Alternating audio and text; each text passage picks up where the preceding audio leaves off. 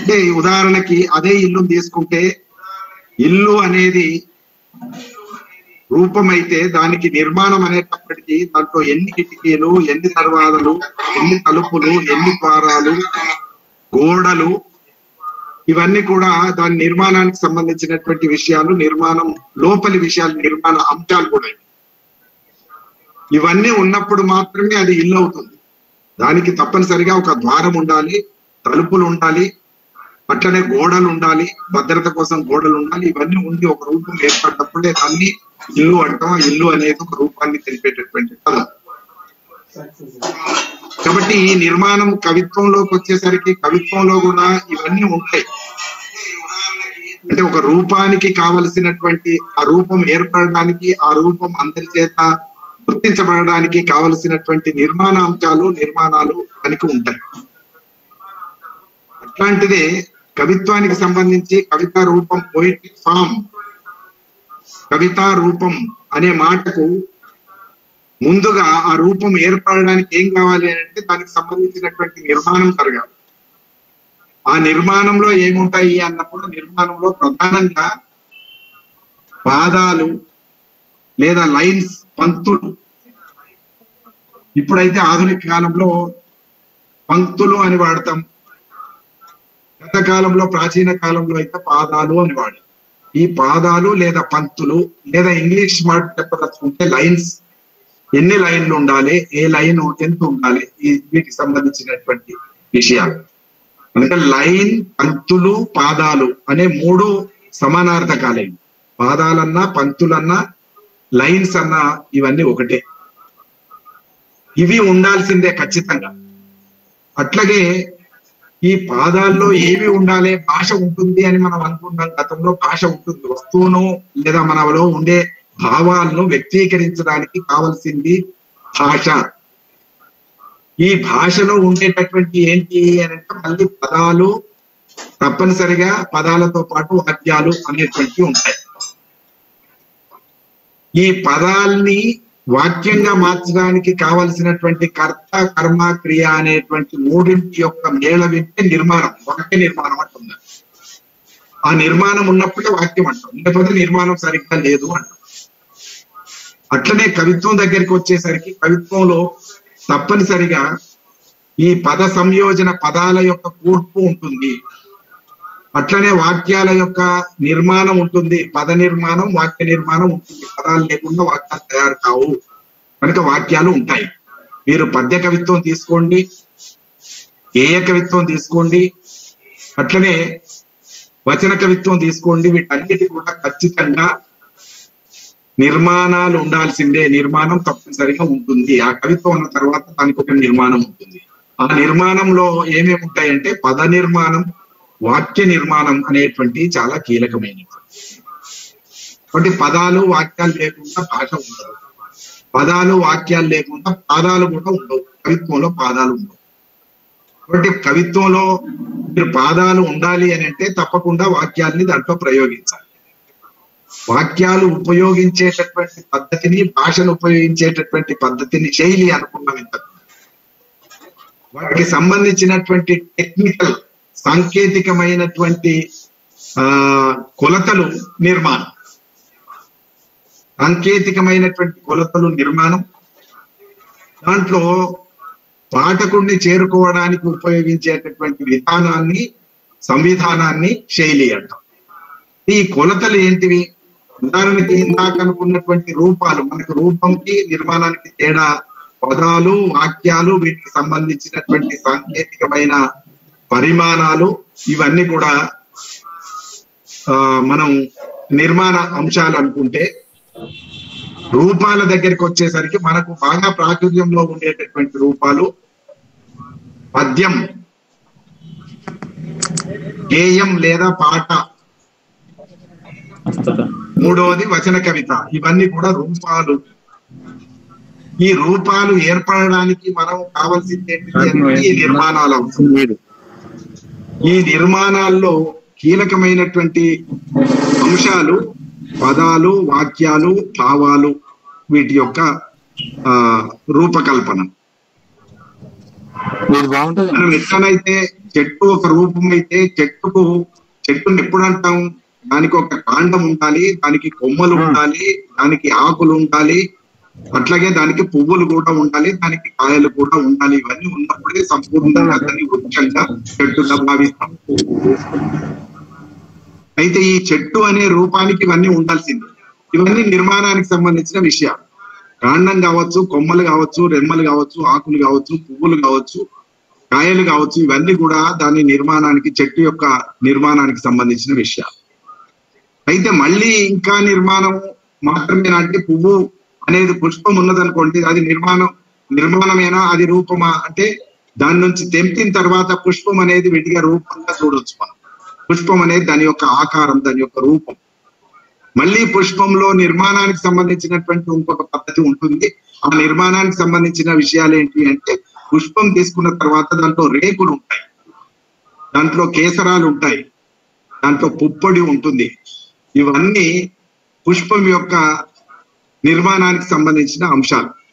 అంటే ఇవేవి లేకుండా అది పుష్పం కాదు, ఇవేవి లేకుండా దానికి రంగు రాదు, ఇవేవి లేకుండా దానికి పరిమళం కూడా రాదు. ఇవన్నీ ఉన్నప్పుడే పరిమళము, రంగు, కేసరాలు, రేకులు ఇవన్నీ కలిసి ఉన్నప్పుడే పుష్పం అంటాం. దాన్ని ఒకవేళ మనం ఎట్లనైతే చెట్టు నుంచి పుష్పాన్ని వేరు చేసినామో, పుష్పం నుంచి కొన్ని రేకులు తీసేసిన తర్వాత అది పువ్వు అనబడదు. పుష్పం మారిపోయి అది వాడిపోయినా లేదా కవిత్వం దగ్గరికి వచ్చేసరికి కవిత్వంలో కూడా ఈ అన్ని అంశాలు ఉంటాయి. దాంట్లో పదాలు, వాక్యాలు, భావాలు ఇవన్నీ కూడా నిర్మాణానికి సంబంధించినటువంటి అంశాలు. మనం భావాన్ని చెప్పేటప్పుడు దానికి దుస్తులు శైలి అనుకున్నాము, ఆ దుస్తులు తొడిగేటప్పుడు తప్పనిసరిగా వాటికి సంబంధించినటువంటి కొన్ని కొలతలు ప్రత్యేకంగా ఉంటాయి. కొన్ని అప్పుడు మాత్రమే రూపం ఏర్పడుతుంది. ఉదాహరణకి దుస్తులు అని అన్నాం గనక, మనం కొన్న బట్ట లేదా కొన్న వస్త్రం వల్ల దుస్తులు కాలేదు.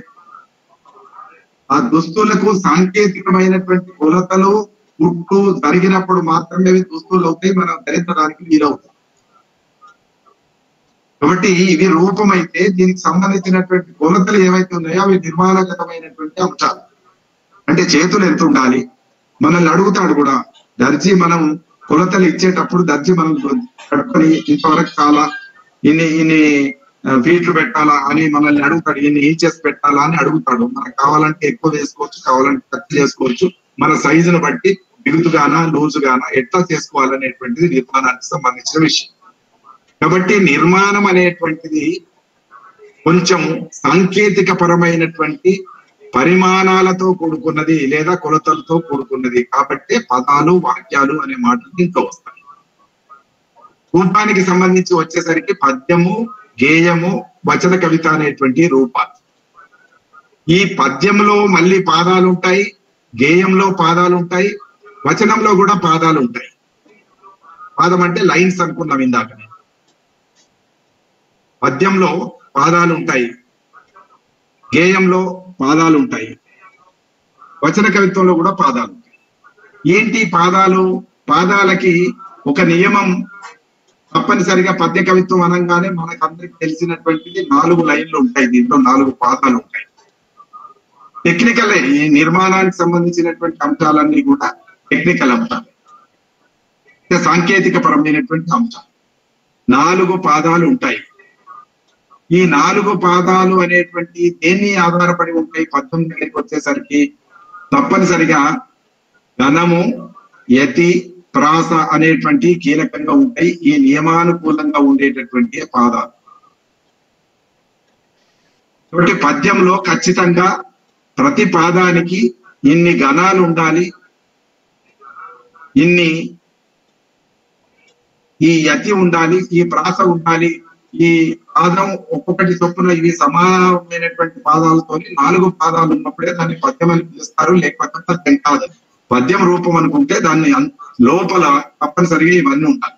అంటే ఒక రకంగా చెప్పదలుచుకుంటే కనబడేటటువంటి ఆకారమేమో రూపం, విజిబుల్ ఫామ్. కనబడేటటువంటి ఆకారమేమో రూపం. ఆ రూపం ఏర్పడడానికి కావాల్సినటువంటి పని అంతా కూడా అది నిర్మాణం.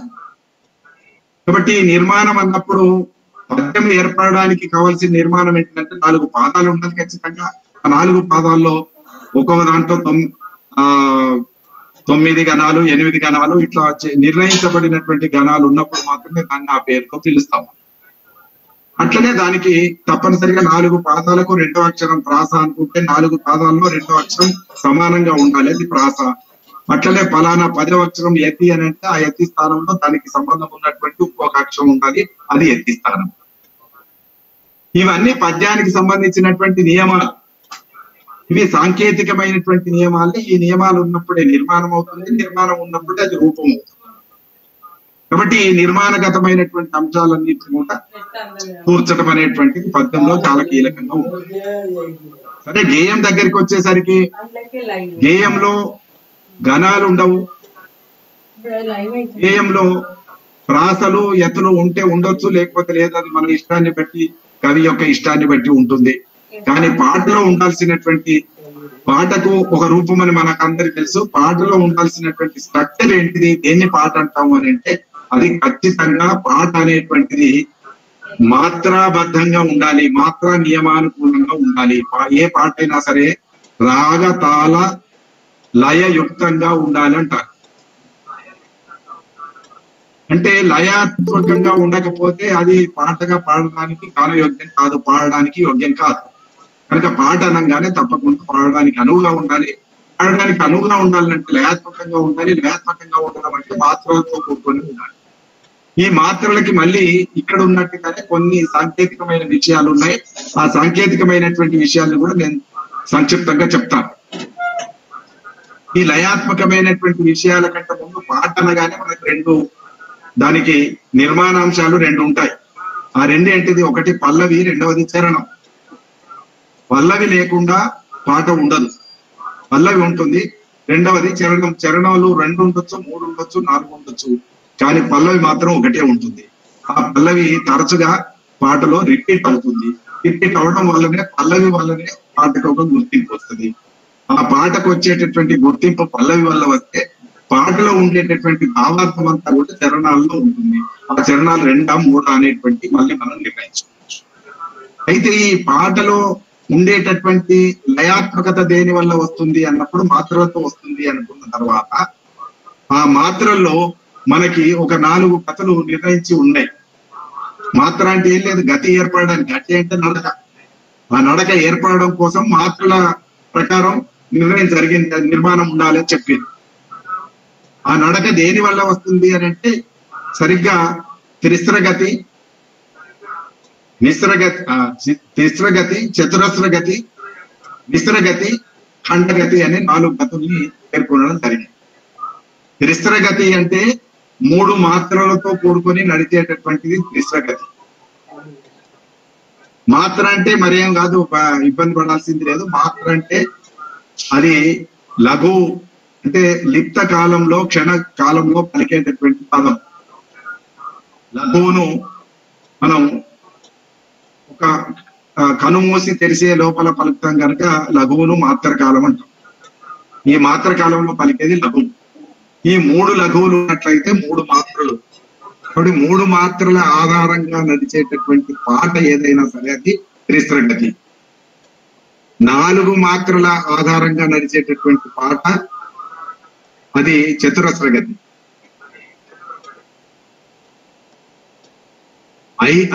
4 మాత్రల తర్వాత 5 మాత్రల ఆధారంగా నడిచేటటువంటిది ఖండగతి.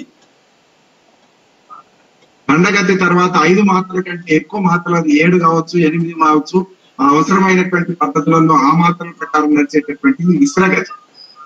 3, 4 కావచ్చు, 4, 4 కావచ్చు, 5, 3 కావచ్చు, ఇట్లా ఉంటాయి. మనకు ముత్యాల సరం అనేటువంటి ఛందస్సు కూడా అట్లా రూపొందించినటువంటిదే. కొన్నిసార్లు 3+4 పద్ధతిలో ముత్యాల సరం నడుస్తుంది. ఆకులందున అమ్మికి మనకి పలుక వలెనోయి. ఆకు అనేటువంటిది 3 మాత్రలు, అందున అనేటువంటిది 4 మాత్రలు. దేశం అంటే మట్టి కాదోయ్. దేశ అంటే 3 మాత్రలు, అంటే దేశం అంటే అనేటువంటిది 4 మాత్రలు. 3+4 మాత్రలతో నడిచేటటువంటిది ముత్యాల సరం. కాబట్టి మీరు ఏ పాటను తీసుకోండి అనివార్యంగా అది 3 మాత్రలతో కానీ 4 మాత్రలతో కానీ 5 మాత్రలతో కానీ లేదా మిశ్రగతి అని చెప్పబడేటటువంటి 2 3+4 3+3 3+5 3+ ఇట్లా ఈ పద్ధతిలో నడుస్తుంది. మన అంకెలు ఎట్లానైతే 10 లోపలే 9 లోపలే ఉంటాయో ఈ మాత్రలు కూడా ఇంతే ఉంటాయి, ఇంతకంటే వేరే ఉండదు. కాబట్టి పాట అనేటువంటి మీరు ఎన్ని సినిమా పాటలు ఉన్నా అన్ని సినిమా పాటలు మీరు తీసుకున్నట్లయితే అన్నిటిలో కూడా ఈ పెసరగతి చతురస్రగతి మిశ్రగతి ఖండగతి మిశ్రగతి పాత్రలు ఉంటాయి. ఇది పాటకు సంబంధించిన రూపం. దీంట్లో ఇది ఈ నిర్మాణంలో పాట అనేటువంటిది ఒక రూపం అనుకుంటే దాంట్లో ఉండే నిర్మాణం ఇది. ఆ నిర్మాణంలో ఒక చరణం ఒక పల్లవి అనేటువంటిది దాంట్లో అంతర్గతంగా ఉండే అంశం. అట్లనే వచన కవిత్వం దగ్గరికి వచ్చేసరికి వచన కవిత్వంలో కూడా పాదాలు ఉంటాయి, అంటే పంక్తులు ఉంటాయి. పంక్తులు లేకుండా ఎవలం రాయం. కాకపోతే ఇక్కడ పద్యంలో ఉన్నట్టు నియమం లేదు, గేయంలో ఉన్నట్టు కొంచెం వెసులుబాటు లేదు, చాలా వెసులుబాటు ఉంటుంది. కవి యొక్క ఇష్టం. వచన కవిత్వంలో ఒక పంక్తిని ఎక్కడ బ్రేక్ చేయాలనేటువంటిది, ఎక్కడ ఆపాలనేటువంటిది, రెండో లైన్ ఎప్పుడు రాయాలనేటువంటిది కవి సొంత ఇష్టం. దీనికి ఏ రకమైన నియమం లేదు, ఏ మాత్ర నియమం కానీ ఘన నియమం కానీ లేదు. కాబట్టి ఇంగ్లీష్ లో వాళ్ళు ఏమన్నారంటే కవిత్వం అంటేనే లైన్ బ్రేకింగ్ అన్నాడు. నిర్మాణపరమైనటువంటి పద్ధతుల్లో కవిత్వాన్ని చెప్పదలుచుకుంటే కవిత్వం అంటే ఏంటిది నిర్మాణ పరంగా చూసినప్పుడు నిర్వచించదలుచుకుంటే ఒకటే మాట ఏంటంటే లైన్ బ్రేకింగ్ అన్నాడు. అంటే లైన్లు విడగొట్టడం. లైన్లు విడగొట్టడమే కవిత్వం. ఇప్పటికీ మనకి వాట్సాప్ లో కొంతమంది రాసుకుంటారు, మీకు అందరికి తెలిసిందే, నేను చెప్పక్కర్లేదు. లైన్లు విడగొట్టి రాస్తే అది కవిత్వంగా చెప్తారు. నేను ఇప్పుడే వచ్చాను అనేటువంటిది ఒకే వాక్యంలో రాస్తే వచనం. నేను ఒక పాదం, ఇప్పుడే ఒక పాదం, వచ్చాను ఒక పాదం, 3 పాదాలుగా రాస్తే లైన్ బ్రేకింగ్ అనేటువంటిది, లైన్లుగా విడగొట్టడం అనేటువంటిది ఏ పద్ధతిలో కవి విడగొట్టాడు అనేటువంటిది వేరే అంశం. కానీ కవి విడగొట్టడానికి కారణం మాత్రం అది కవిత్వం అని అనుకొని భావించి మాత్రం విడగొట్టాడనేది సత్యం. కాబట్టి లైన్ బ్రేకింగ్ అనేటువంటిది కీలకమైనటువంటి అంశం వచన కవిత్వంలో. ఈ లైన్ బ్రేకింగ్ లేదా లైన్ లెంత్, ఇంగ్లీష్ లో కూడా లైన్ లెంత్ అన్నాడు. వాళ్ళకి సానెట్లు ఉన్నాయి, బ్యాలెట్స్ ఉన్నాయి, అట్లనే కప్లెట్స్ ఉన్నాయి. ఇవన్నీ కూడా కప్లెట్స్, ఈ మాటలన్నీ కూడా మనం ఇంగ్లీష్ లో ఉన్నటువంటి మనం తీసుకొని చూసినట్టయితే ఒకటి స్టాంజా అన్నాడు. స్టాంజా ప్రేములుగా ఉంటాయి. అది దాంట్లో సానెట్ ఏమో 14 లైన్లతో కూడుకొని ఉంటుంది. ఇంగ్లీష్ లో మన తెలుగులో పద్యాలు ఎట్లా ఉన్నాయో ఇంగ్లీష్ లో రాసే వాళ్ళు సానెట్లు రాస్తారు. ఎక్కువ సానెట్లు అనేటువంటి ప్రాచీన పద్య కవిత్వానికి సంబంధించిన విషయం. ఒకటి ఇంగ్లీష్ లో సానెట్ అనేటువంటి దానికి 14 లైన్లు ఉంటాయట. క్వాట్రైన్ అనే దానికి 4 లైన్లు ఉంటాయి. 4 లైన్ల చొప్పున రాస్తే క్వాట్రైన్ అంటారు. అదే 2 లైన్లతో రాస్తే కప్లెట్. అందుకే తెలుగులో మనం ద్విపద ఏదైతే పద్య రూపం ఉన్నదో అది ఇంగ్లీష్ లో అలాంటి రూపమే ఏంటిదంటే కప్లెట్స్. మన వాళ్ళు అప్పుడప్పుడు మాట్లాడుతుంటాయి ఇవి ఏం లేవు కప్లెట్స్ అని అంటారు. హిందీలో అయితే దోహా అంటారు. హిందీలో 2 లైన్లకు సంబంధించినటువంటి కవిత, 2 కవితా పాదాలతో కూడుకుని ఉండేటానికి దోహా అంటారు. అందుకే తెలుగులో ద్విపద, హిందీలో దోహా, ఇంగ్లీష్ లో కప్లెట్. ఈ మాటలన్నీ కూడా మనకి కవితా రూపానికి సంబంధించిన నిర్మాణ అంశాలు ఇవి. కాబట్టి అట్లనే మనకి కథతో కూడుకున్నదైతే ఇంగ్లీష్ లో బ్యాలెట్ అన్నారు. కథా గేయం అయితే, కేవలం పాట అయితేనేమో లిరిక్ అన్నారు. అది మనలాగా ఒక కథతో కూడుకుని సుదీర్ఘంగా సాగేటటువంటి కావ్యాన్ని అయితే ఎపిక్ పోయం అన్నారు. ఎపిక్ అనే మాట వాడాం. ఎపిక్ అనేది మన మహాభారతం లాంటి కావ్యానికి సంబంధించిన అంశం. కాబట్టి మనం ఈ విషయాల్లోకి వస్తే ఇందులో ఏవైతే పాదాలు ఉన్నాయో ఆ పాదాలకు సంబంధించినటువంటి నిర్మాణం ఏదైతే ఉంటుందో ఆ నిర్మాణము సాంకేతికంగా జరిగినప్పుడేమో ఆ నిర్మాణాన్ని మనం నిర్మాణంగా భావిస్తాం, నిర్మాణాంతంగా చెప్తాం. అదే కనుక క్రాఫ్ట్మెన్షిప్ తో అంటే కొలతలతో జరిగేటటువంటిది నిర్మాణం అయితే, పనితనంతో జరిగేటటువంటిది శిల్పం. పనితనంతో అంటే మన నేర్పరితనంతో నైపుణ్యంతో జరిగితేనేమో శిల్పము.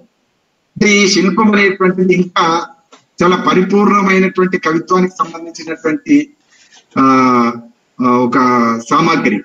కాబట్టి ఈ శిల్పం అనేటటువంటి మాట మనం దేనికి వాడతామంటే మన క్రాఫ్ట్మెన్షిప్, నైపుణ్యము, మెలకువలు, నేర్పరితనము, కౌశలము అనేటువంటి వాటికి సంబంధించినటువంటి కవి యొక్క మొత్తంగా కౌశలాన్ని, కవి యొక్క నైపుణ్యాన్ని శిల్పం అంటే ఆ శిల్పం అన్ని రూపాల్లో ఉండొచ్చు.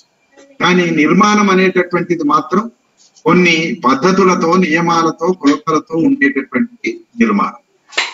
కాబట్టి నిర్మాణానికి సంబంధించినటువంటి దాంట్లో పదాలు, వాక్యాలు ఇవి ఉంటాయి. అట్లాగే పద్యంలోకి వచ్చేసరికి గణాలు, యతులు, ప్రాసలు ఉంటాయి. ఇవన్నీ ఉండేటటువంటి దాన్ని మనం ఇంకొక ప్రాచీన కాలంలోకి వెళ్తే మనం చూసినప్పుడు అది కావ్యం అనే పేరుతో, ఆ కావ్యం కూడా మళ్ళీ పద్య కావ్యం, గద్య కావ్యం, చంపు కావ్యం 3 రూపాలు. ఇన్ని పద్యాలతోనే ఒక కథను నడిపించి సుదీర్ఘంగా రాసినట్లయితే అది పద్య కావ్యం అవుతుంది. పద్యం జోలికి వెళ్లకుండా ఈ మాత్రలు, ఈ కణాలు, నియమాలు ఎవడు పడతాడు అని వచనంలో రాస్తే, గద్యంలో రాస్తే అది గద్య కావ్యం అవుతుంది. పద్యంలో రాయలేని అంశాలు కొన్ని ఉంటాయి కనుక అక్కడక్కడ గద్యం కూడా రాస్తాము, వచనం కూడా రాస్తాము అని అంటే అది చంపు కావ్యం అవుతుంది. పద్య గద్యాత్మకమైనటువంటి కావ్యం చంపు కావ్యం. ఇవి రూపాలు. ఈ రూపాలకు సంబంధించినటువంటి దానికి సంబంధించిన నిర్మాణం, దాంట్లో ఏ పద్యం వాడతావు, ఎన్ని లైన్లు పెట్టుకుంటావు, గద్యం అయితే ఎన్ని లైన్లు పెడతావు, ఇవన్నీ దానికి సంబంధించినటువంటి నిర్మాణగతమైనటువంటి అంశాలు. ఈ నిర్మాణగతమైనటువంటి అంశాలు ఇవన్నీ కూడా మనకు దేనికి సంబంధించినటువంటి అంశం అంటే, ఉదాహరణకి ఒక కావ్యంలో ఒక వస్తువు ఉంటే లేదా ఒక ఇతివృత్తం ఉంటే ఆ ఇతివృత్తానికి మనం ఎట్లా పాఠకుల్ని చేర్చాలనుకునేటటువంటి క్రమంలో, ఎట్లా అయితే తను సులువుగా చేరుతుంది అనేటువంటి క్రమంలో మనం ఎంచుకునేటటువంటిది ఒక రూపం. అది కావ్యం అయితే బాగుంటది, అందరూ వింటారు అని అనుకుంటే కావ్యం రూపం అవుతుంది. ఈ కావ్యానికి నిర్మించడానికి, కావ్యాన్ని రూపొందించడానికి కావాలి, కావ్యం అనేటువంటి రూపం తయారు చేయడానికి కావలసినటువంటి కొలతలు లేదా ప్రమాణాలు, పరిమాణాలు ఇవన్నీ కూడాను తప్పనిసరిగా ఇవన్నీ కలిపితేనే ఆ రూపం ఏర్పడుతుంది. కనుక ఇవన్నీ కలిపితే అది నిర్మాణం. కాబట్టి దీంట్లో తప్పకుండా కథ అన్న తర్వాత కథలో పాత్రలు ఉంటాయి, ఆ పాత్రలకు సంబంధించినటువంటి సంభాషణలు ఉంటాయి, పాత్రలకు సంబంధించినటువంటి మనోగతాలు ఉంటాయి, ఇవన్నీ పద్యాల్లో ఉంటాయి. వీటన్నిటిని బట్టే మనకి శిల్పం తయారవుతుంది. శిల్పం తయారు కావడానికి ముందుగా ఉండేటటువంటి ప్రాథమికమైనటువంటి దశ, ప్రాథమికమైనటువంటి స్థితి అంతా కూడా నిర్మాణం. కాబట్టి ఈ నిర్మాణంలో ఉండేటటువంటి నైపుణ్యమే శిల్పం అవుతుంది కనుక నిర్మాణం కూడా చాలా కీలకం. కాబట్టి ఈ నిర్మాణంలోకి వచ్చేసరికి మనం సన్నివేశాలు కల్పించడం కానీ, పాత్రలు రూపొందించడం కానీ, వర్ణనలు రూపొందించడం. ఉదాహరణకి మనకు ప్రాచీన కావ్యంలో అష్టాదశ వర్ణనలు అని చెప్పాడు. అంటే 18 రకాల వర్ణనలు ఖచ్చితంగా చేయాలి, అప్పుడే ప్రబంధం అవుతుంది. ప్రబంధం అనేటువంటి ఒక రూపం ఏర్పడాలంటే తప్పనిసరిగా 18 రకాల వర్ణనలో ఏవో కొన్ని వర్ణనలు చేయాల్సిందే. వీలైతే 18 వర్ణనలు చేయాల్సిందే. అనివార్యంగా మీరు దేని గురించి అయినా రాయండి, నది వర్ణన చేయాలి, పర్వత వర్ణన చేయాలి, ఋతు వర్ణన చేయాలి అని ఇట్లా కొన్ని వర్ణనలు, మొత్తం 18 వర్ణనలు చెప్పాడు. అవి కొన్ని తప్పకుండా మనం పాటించాల్సిందే. అందుకని ఆ ప్రబంధం ఏర్పడాలన్నా, ఈ కావ్యం ఏర్పడాలన్నా వాటికి సంబంధించినటువంటి నిర్మాణ పద్ధతులు ఏవైతే ఉన్నాయో ఆ నిర్మాణ పద్ధతులన్నీ కూడా పాటించినప్పుడే దానికి ఆ పేరు వస్తుంది, లేదా ఆ రూపం ఏర్పడుతుంది, ఆ రూపంతో గుర్తింపు దొరుకుతుంది అనేటువంటిది మనం గుర్తుపడతాం. అట్లా చూసినప్పుడు మనం పద్యంలో ఇవన్నీ ఉన్నాయి అని అనుకున్న తర్వాత పద్యం చెప్పుకొని ఏం వచనం పోతాం. పద్యం చెప్పుకున్న తర్వాత ఈ పద్యంలో ప్రధానమైనటువంటి మళ్ళీ ఎన్ని రకాల పద్యాలు ఉన్నాయి, వృత్త పద్యాలు ఉన్నాయి, జాతి పద్యాలు ఉన్నాయి, ఉపజాతులు అయినటువంటి పద్యాలు ఉన్నాయి. ఇవన్నీ కూడా నిర్మాణానికి సంబంధించిన విషయాలే. వృత్త పద్యాలు, ఉత్పలమాలలు, చెప్పకమాలలు, చార్పులము, మత్తేపాలు, వీటికి సంబంధించినటువంటి అన్ని కూడా కళల ఆధారంగా ఏర్పడేటటువంటి పద్యాలన్నీ ఈ వృత్తాలు. అది కాకుండా సీసము, ఆటవెలది, తేటగీతి మొదలైనటువంటి ఇవి కొన్ని కందము, ఇట్లాంటివన్నీ కూడా ఈ జాతి పద్యాలు. ఉపజాతి పద్యాల్లో తేటగీతి, ఆటవెలది ఉపజాతి పద్యాలు. అంటే ఇవి సీసపద్యానికి సీసపద్యం అనే జాతి పద్యాలకు ఇవి అదనంగా తప్పనిసరిగా చేర్చినప్పుడు మాత్రమే సీసపద్యం పూర్తి అవుతుంది, లేకపోతే సీసపద్యం పూర్తి కాదు. కనుక ఇవి ఉపజాతులు అని. గణాల లోపలికి నేను వెళ్ళడం లేదని మీకు అన్నిటి కూడా గణాలు కావాలన్నప్పుడు మీకు గణ నియమాలు దొరికితే విడిగా మనం చదువుకోవచ్చు. దానికి ఒక్కొక్క అంటే అన్ని 4 పాదాలవే కావచ్చు, కానీ ఈ 4 పాదాలు మళ్ళీ సూర్యగణాలు ఇంద్రగణాలు అనే పేరుతో ఉంటాయి. ఆ సూర్యగణాలు ఇంద్రగణాలు జాతిల్లో ఉంటాయి. అవి కాక మరికొన్ని గణాలు ఉన్నాయి.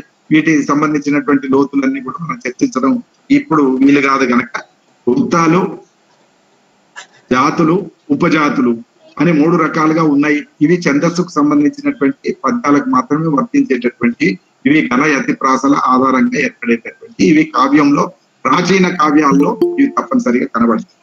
సరే, ఇందాక చెప్పినట్టుగా గేయం అనేటువంటిది ఇంకొక రూపం అనుకుంటే, ఆ గేయంలో ఇందాక చెప్పినటువంటి ఇవన్నీ కూడా ఉంటాయి. మిశ్రగతి, చతురస్రగతి, ఖండగతి, మిశ్రగతి అని ఈ రకాలైనటువంటి నిర్మాణాలు ఉన్నప్పుడు మాత్రమే పాటకి ఒదుగుతుంది, పాడుకోవడానికి వీలుగా ఉంటుంది, ఇవి వాడుకోవచ్చు. దీంట్లో మళ్ళీ 2 పద్ధతులు పెట్టారు. దీంట్లో ఏంటంటే పాటలు ఒకటి, రెండవది గేయ కావ్యాలు. నారాయణ రెడ్డి గారు రాసినటువంటి నాగార్జున సాగరం గాని, కర్పూర వసంతరాయలు గాని, విశ్వనాథ నాయుడు గాని, ఇవన్నీ కూడా గేయ కావ్యాలు. కాబట్టి ఈ గేయ కావ్యాల్లో కథ ఉంటూ ఉన్నప్పటికీ ఈ పద్యాలకు సంబంధించినటువంటి ఆ నియమాలు కాకుండా దీనికి సంబంధించి మాత్రల నడక మీద ఆధారపడేటటువంటి ఒక వేగంతో నడిచేటటువంటి ఒక నడకతో నిర్మాణం రూపొందుతుంది కనుక ఇవి గేయాలు అని గేయ కావ్యాలు అన్నాడు. ఆ గేయ కావ్యాలకు సంబంధించినటువంటి ఈ రూపం ఏర్పడడానికి ఆ గతులు తప్పనిసరిగా ఉండాలి.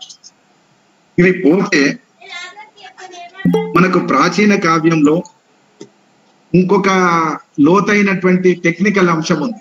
అంటే ఇవి ఛందోపరమైనటువంటి నిర్మాణాలు కాక, ఛందోపరమైనటువంటి నిర్మాణాలు ఒకటి ఉన్నాయి, భావపరమైనటువంటి లేదా అర్థపరమైనటువంటి నిర్మాణాలు కొన్ని ఉన్నాయి. అంటే ప్రాచీన కావ్యంలోకి వచ్చేసరికి గద్య చంపు కావ్యాలు అనేటువంటి రూపపరమైనటువంటి అని ఇందాక అనుకున్నాం. భావపరమైనటువంటి వాటికి వచ్చేసరికి అవతారిక ఉంటుంది, ఖచ్చితంగా ఆశ్వాసాలు ఉంటాయి.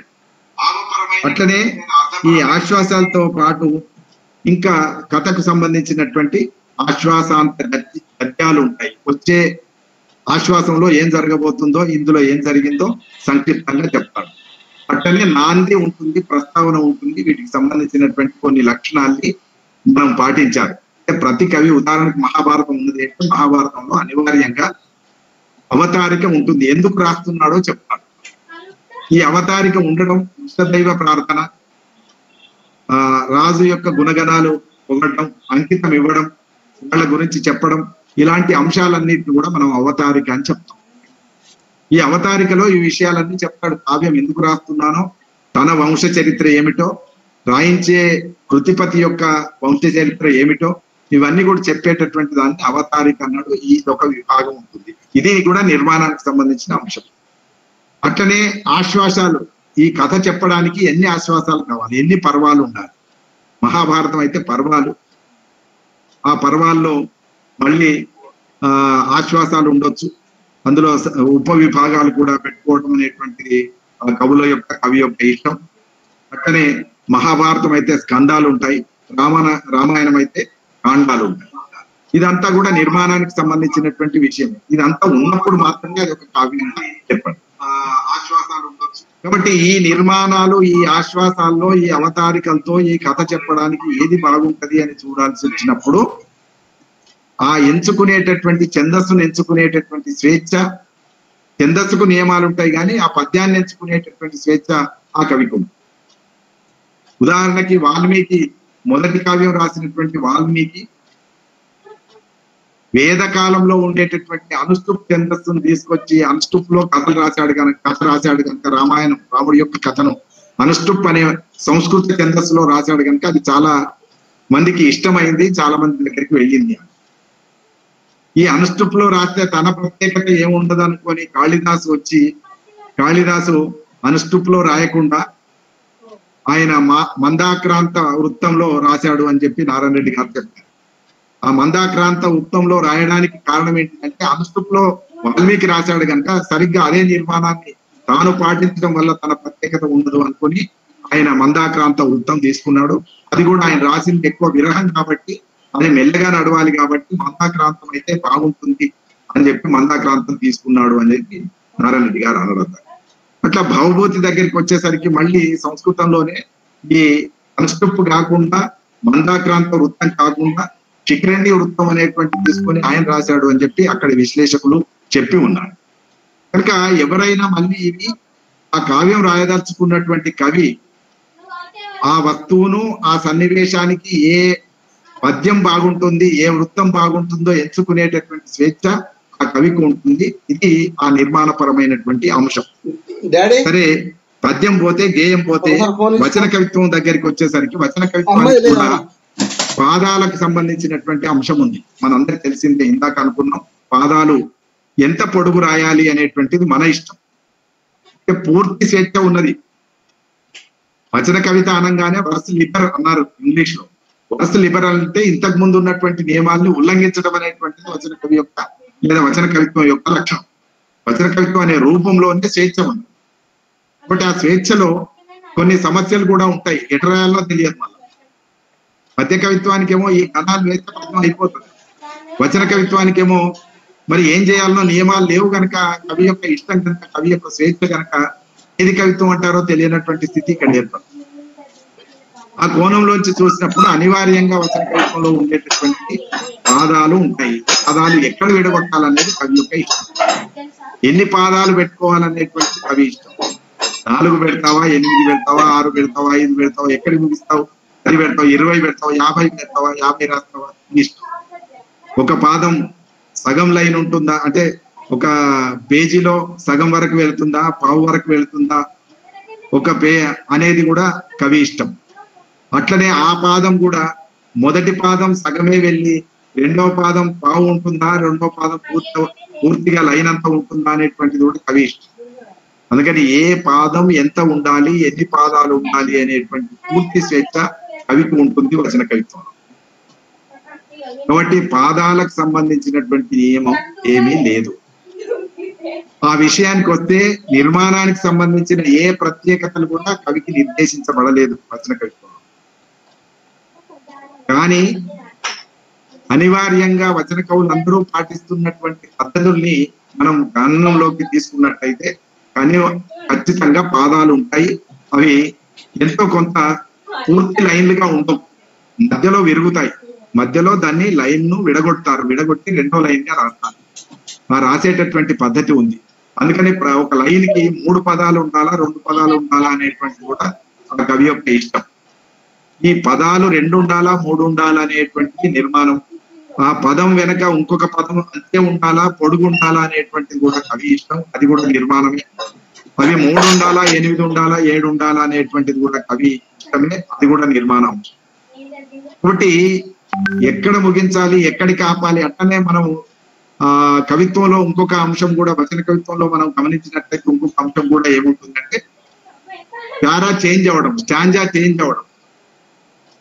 అంటే ఒక ఫ్రేమ్ నుంచి ఇంకో ఫ్రేమ్ లోకి వెళ్ళడం. ఒక ఫ్రేమ్ నుంచి ఇంకో ఫ్రేమ్ లోకి వెళ్ళేటప్పుడు కొంచెం స్పేస్ ఇస్తాం.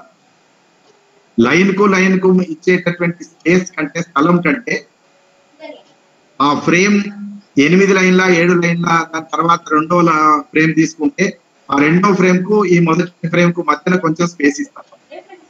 అంటే పారాగ్రాఫ్ మారుతుంది లేదా స్టాంజా మారుతుంది. ఆ స్టాంజా మార్చడం అనేటువంటిది కూడా కవి యొక్క ఇష్టం. ఎన్ని లైన్లకు మార్చాలనేటువంటిది కూడా కవి యొక్క ఇష్టం. కాబట్టి దీనికి కనబడేటటువంటి నిర్మాణానికి సంబంధించినటువంటి నియమాలు ఏమీ లేవు. కానీ మనం ఆలోచించినట్లయితే, మనం పరిశీలించినట్లయితే, మనం వచన కవిత్వం మొత్తాన్ని కనుక చూసినట్లయితే దానికి కూడా కొంత నిర్మాణం ఉన్నది. లేకపోతే అది కవిత అనబడదు. ఏంటిదా నిర్మాణం అని అనుకున్నప్పుడు దానికి లక్ష్యమైతే కవి యొక్క భావం సహృదయుడి యొక్క లేదా పాఠకుడి యొక్క హృదయానికి చేరడం అనేటువంటిది లక్ష్యం. కానీ ఏర్పరచబోయేటటువంటి వచన కవిత్వం అనేటువంటి రూపానికి కావలసినటువంటి లక్షణాలని మనం తరచుగా గమనిస్తే 4 లక్షణాలని 4 నిర్మాణ అంశాలని మనం గమనించవచ్చు. 4 నిర్మాణ అంశాలు ఏంటివి అంటే, ఒకటి ఎత్తుగడ. మనకి ఈ ఎత్తుగడ పద్యంలో ఉంటుందా ఉండదా అని అంటే, పద్యంలో కొందరు కవులు పాటించారు, కొందరు కవులు పాటించలేదు. కానీ వచన కవిత్వంలో దాదాపుగా ఎత్తుగడ అనేటువంటిది చాలా కీలకం. ఎందుకని మీ శిల్పానికి కానీ మీ నిర్మాణానికి కానీ 4 అంశాలు ప్రధానంగా ఉంటాయి. ఒకటి ఎత్తుగడ, బిగినింగ్. రెండవది నిర్వహణ, కండక్టింగ్ లేదా హీలింగ్.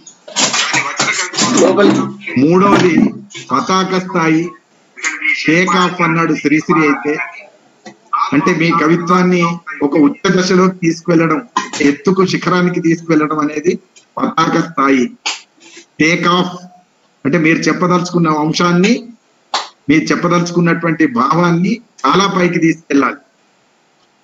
అంటే సహృదయుడి యొక్క, పాఠకుడి యొక్క హృదయానికి అతి చేరువుగా తీసుకెళ్ళగలిగినటువంటి శక్తి, ఆ దశ ఇది టేక్ ఆఫ్. టేక్ ఆఫ్ తో పాటు తప్పనిసరిగా 4వ అంశం ఏంటిది అంటే ముగింపు, ఎండింగ్. ఎండింగ్ కూడా చాలా కీలకం. ఎండింగ్ తో కూడా కవిత్వం అంతా వెలుగొచ్చు. ఒకసారి కవిత్వం బిగినింగ్ లో ఏముండదు, నిర్వహణలో కూడా ఏముండదు, పతాక స్థాయి ఉండకపోవచ్చు, కానీ ముగింపుతో ఆ కవిత్వం మొత్తం వెలగొచ్చు.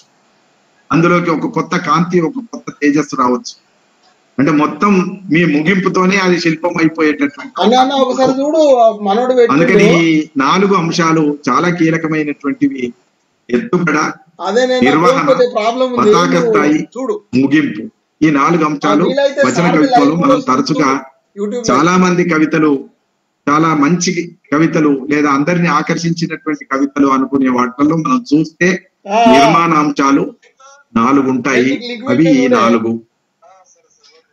అట్లనే దీనికి సంబంధించినటువంటి అందరం పాటించేటటువంటి ఇంకొక అంశం కూడా ఉంది, శీర్షిక. శీర్షిక పద్య కవిత్వానికి ఉంటుంది, ఏ కవిత్వానికి ఉంటుంది, వచన కవిత్వానికి కూడా శీర్షిక ఉంటుంది. టైటిల్ పెట్టకుండా మనం, ఇది కథ కావచ్చు, నవల కావచ్చు, దేనికైనా టైటిల్ ఉంటుంది. టైటిల్ లేకుండా ఉండదు. కాబట్టి ఖచ్చితంగా సాహిత్య రూపం అన్న తర్వాత అది ఏ సాహిత్య రూపమైనా సరే ఖచ్చితంగా దానికి శీర్షిక తప్పకుండా ఉంటుంది. శీర్షిక ఉన్నంత మాత్రాన్నే కవిత్వం కాదు. కానీ కవిత్వం రూపం రావాలి అని అనుకున్నప్పుడు, వచన కవిత రూపం అని అనుకుంటే ఆ రూపానికి మాత్రం 4 తప్పకుండా అంశాలు ఉండాలి. 4 అంశాలతో కూడినటువంటి ఒక నిర్మాణం ఉంటేనే దాన్ని వచన కవిత అని అంటాం. కాబట్టి ఇదొకటి మనం తప్పనిసరిగా గుర్తుపెట్టుకోవాలి. అందుకని ఈ బిగినింగ్ అన్నప్పుడు ఏది ఎత్తుగడ, ఎట్లా మొదలు పెట్టాలి అనే సంశయం, ఇది కూడా కవి యొక్క ఇష్టమే. కవి పాఠకుల్ని అట్రాక్ట్ చేయడానికి, ఆకర్షించడానికి ఎట్లా మొదలు పెడతాడు అనేటువంటిది కూడా కవి యొక్క ఇష్టం. కవి ఎంచుకునేటటువంటి నిర్మాణంలో ఒక మొదటి అంశం తన యొక్క ప్రతిభకు, తన యొక్క నైపుణ్యానికి మొదటి పరీక్ష ఏంటిది అని అంటే ఎత్తుగడ. ఎత్తుగడ ఎట్లా మొదలు పెడతాం, ఎత్తుగడ పాఠకుల్ని ఆకర్షించాలి, ఎట్లా మొదలు పెట్టాలి. ఈ ఎత్తుగడలు కొన్ని పద్య కవులు కూడా చేశారు. పద్య కవులలో కూడా అందరూ ఉత్పలమాల రాసినప్పుడు అందరి ఉత్పలమాలలు ఒకే రకంగా ఉండవు. మళ్ళా నిర్మాణంలో ఎవరి పద్ధతి వాళ్ళకు ఉంటుంది. పోతన పద్యం చాలా ప్రచారంలోకి రావడానికి కారణం ఏంటిది అంటే, పోతన వృత్త పద్యాలే రాసినప్పటికీ ఆ వృత్త పద్యాల్లో తనదైనటువంటి ఒక నిర్మాణం, తనదైనటువంటి ఒక శిల్పం దాంట్లో ఉండడం వల్ల పోతన పద్యం చాలా ప్రాచుర్యం పొంది. ఆయన బిగినింగ్ లోనే మీకు ఆకర్షించే పద్ధతిలో ఉంటుంది, మీ హృదయానికి హత్తుకునేటట్టుగా చెప్పే పద్ధతి పోతన కవితా శిల్పంలో ఉంటుంది. మళ్ళీ మీకు నన్నయ్యలోనో వేరే వాళ్ళలోనో ఇంత నిర్మాణపరమైనటువంటి మెలకువలు కనబడవు. వాళ్ళలో ఉండే మెలకువలు ఇంకా ప్రత్యేకమైనటువంటి వేరే ఉంటాయి. తిక్కల్లో నాటకీయ శిల్పం అంటే, నన్నయ్యలో వచ్చేసరికి కథను ప్రసన్నంగా చెప్పడం అంటే, ఇలాంటి కొన్ని ప్రత్యేకతలు ఉన్నాయి. కానీ మనం ఎత్తుగడ అనుకుంటున్నాం కాబట్టి వచన కవిత్వానికి మూలమైనటువంటి ఎత్తుగడ ఏదైతే ఉందో ఇది పద్య కవులు కూడా కొందరు పాటించారు. దాంట్లో పోతన కూడా ఒకడు అని చెప్పడానికి నేను ఈ అంశాన్ని తీసుకున్నాను. అంటే ఈ అంశాన్ని చెప్పడంలో ఏంటిదంటే నల్లని వాడు నిర్మాణం చూడండి ఎట్లా ఉంటుందో. నల్లని వాడు ఉత్పలమాల ఇక్కడికి ఆపాలని ఏం లేదు రూల్. ఉత్పలమాలలో సరిగ్గా 9 గణాలు అనుకుంటే 8 గణాలు ఒకటి చిన్న గణం అనుకుంటే ఈ 6 3 18 2 6 గణాలు అనుకుంటే 7వ గణం దగ్గర అయిపోతుంది. ఈ 6 గణాల్లో 20 అక్షరాలు మనకి 18, 19, 20 అక్షరాలు ఉత్తపద్యాల్లో ఉండేటటువంటి ప్రధానంగా. కాబట్టి వీటిలలో 6 పద్యాలు 6 గణాలు అనుకుంటే 6 3 18, ఒక 7వ గణంలో 2 అక్షరాలు మాత్రమే ఉంటాయి. అవి 2 కలిపితే ఈ 6 3 18, 2 20. కాబట్టి దీన్ని మనం లెక్కలోకి తీసుకుంటే ఇక్కడికే ఆపాలని ఏం లేదు. కానీ పోతన ఏం చేశాడు? నల్లని వాడు అక్కడి వాక్యం అయిపోయింది. ఆ నిర్మాణం పాటించడం వల్ల ఆ పద్యానికి ఒక శోభ వచ్చి ఆ పద్యానికి ఒక కొత్త నిర్మాణం ఏర్పడ్డది. నల్లని వాడు, పద్మ నయనంబుల వాడు, కృపారసంబు పైజల్లెడు వాడు. ఈ వాడు వాడు అనేటువంటి మాట తరచుగా తీసుకురావడం అనేది శిల్పం. కానీ ఎక్కడికి ఆపాడో భావం ఎప్పటికప్పుడు విరిగిపోయేటట్టు రాయడం అనేటువంటిది నిర్మాణం. నల్లని వాడు అక్కడికి విరిచాడు, కానీ నిజానికి పాదం విరగలే. అది ఉత్పలమాల కనుక అక్కడికి ఆగిపోలే. మన వచన కవిత్వంలో అయితే నల్లని వాడు ఒక లైన్ రాసి కింద పద్మనయనంబుల వాడు 2వ లైన్ రాయొచ్చు, కృపారసంబు పైజల్లెడు వాడు అనేది 3వ లైన్ రాయొచ్చు. ఇది వచన కవిత్వం యొక్క పద్ధతి. కానీ పద్యంలో అట్లా రాయడానికి లేదు. పోతనకి అట్లా ఆనాడు స్వేచ్ఛ లేదు కనుక వృత్త పద్యం అది ఉత్పలమాల పద్యమే కనుక ఆయన ఖచ్చితంగా 20 అక్షరాల వరకు ఒకే లైన్ రాయాలి, ఒకే పంక్తి రాయాలి, ఒకే పాదం ఉండాలి. కనుక నల్లని వాడి కాడికి విరవకుండా నల్లని వాడు, పద్మ నయనంబుల వాడు, కృపారసంబు పై కాడికి తిరుగుతుంది. 2వ పాదానికి వస్తుంది చల్లెడు వాడు. కానీ నిజానికి వాక్యం ఎక్కడ విరిగింది అంటే నల్లని వాడు పద్మనయనంబుల వాడి కాడికి 2వ వాక్యం విరిగింది, కృపారసంబు పైజల్లెడు వాడి కాడికి 3వ వాక్యం విరిగింది. మౌలి పరిసర్పిత పింఛము వాడు ఇది 4వ వాక్యం. నవ్వురాజిల్లెడు మోము వాడొకడు, నవ్వురాజిల్లెడు మోము వాడు ఇది 5వ వాక్యం. ఈ 5 వాక్యాలు కేవలం ఆ బాలకృష్ణుడి యొక్క లేదా ఆ గోపకృష్ణుడి యొక్క కాలం నాటి ఆయన స్థితిని వర్ణించడానికి చెప్పిన మాట. ఈ 5 మాటలు తీసుకొని తర్వాత నవ్వురాజిల్లెడు మోమువాడు ఒకడు చెలువల మానదనంబు దోచను మల్లియలార మీ పొదల మాటున లేడు కదమ్మ చెప్పుడు. మల్లియలార అనేది ఎక్కడ తెచ్చాడు? 4వ అంటే మల్లియలార మల్లెలతో సంబోధించి చెప్తున్నాడు. ఇది అది నిర్మాణం. మల్లె పూలను అడుగుతూ సంబోధించి పిలిచి చెప్తున్నాడు. కానీ పిలిచి చెప్పేటటువంటిది ఎక్కడొచ్చింది? 4వ పద్యం 4వ పాదం మొదటి గణంగా వచ్చింది. అది వచన కవిత్వంలో అట్లా ఉండదు. వచన కవిత్వంలో అయితే 2వ పాదంలోనూ మొదటి పాదంలోనూ ఉంటుంది, లేదా అసలు ఉండకపోవచ్చు సంబోధన. కాబట్టి ఈ శిల్పం ఏదైతే ఉందో పోతనకు కూడా బాగా ప్రాచుర్యం రావడానికి ఈ శిల్పం ఉపయోగపడింది. మళ్ళీ అలారా మీ పొదల మాటున లేడు కదమ్మని చెప్తారే పద్యం. మనకి సరిగ్గా వచన కవిత్వంలో అట్లనే చాలా అంటే ఎత్తుగడలోనే అందరిని ఆకర్షించేటటువంటి లైన్లు కొందరు పాటించారు. ఆ పాటించిన దాంట్లో చాలా మంది పాటిస్తారు అనుకోండి. శ్రీశ్రీ పాటించి ఉండొచ్చు, ఆయన ఒక పద్ధతి పెట్టుకున్నాడు, ఇంకో పద్ధతి పెట్టుకున్నాడు. కానీ నన్ను ఆకర్షించినటువంటి ఎత్తుగడలు నేను మీ ముందు తీసుకొస్తాను. ఉదాహరణకి మోహన ప్రసాద్, చాలా సార్లు నేను చెప్తూ ఉంటాను, మోహన ప్రసాద్ వచన కవిత్వంలో ఆ ఎత్తుగడతోనే ఆకర్షించేటటువంటి ప్రయత్నం చేస్తూ అట్లా అని పెద్ద బాధ ఉండదు అని మొదలుపెట్టాడు. వెళ్ళ వేసిన గోడకేమో బల్లి అతుక్కొని ఉంటుంది అన్నాడు. అట్లా అని పెద్ద బాధ ఉండదు అనగానే ఎట్ట బాధ ఉండదో తెలుసుకోవాలనే ఆసక్తి పాఠకుల్లో క్రియేట్ అవుతుంది. పాఠకుడి యొక్క హృదయంలో పాఠకుడి యొక్క ఆలోచన పరంపరను తన వైపు తిప్పుకోవడానికి చేసినటువంటి పని. అట్లా అని పెద్ద బాధ ఉండదు.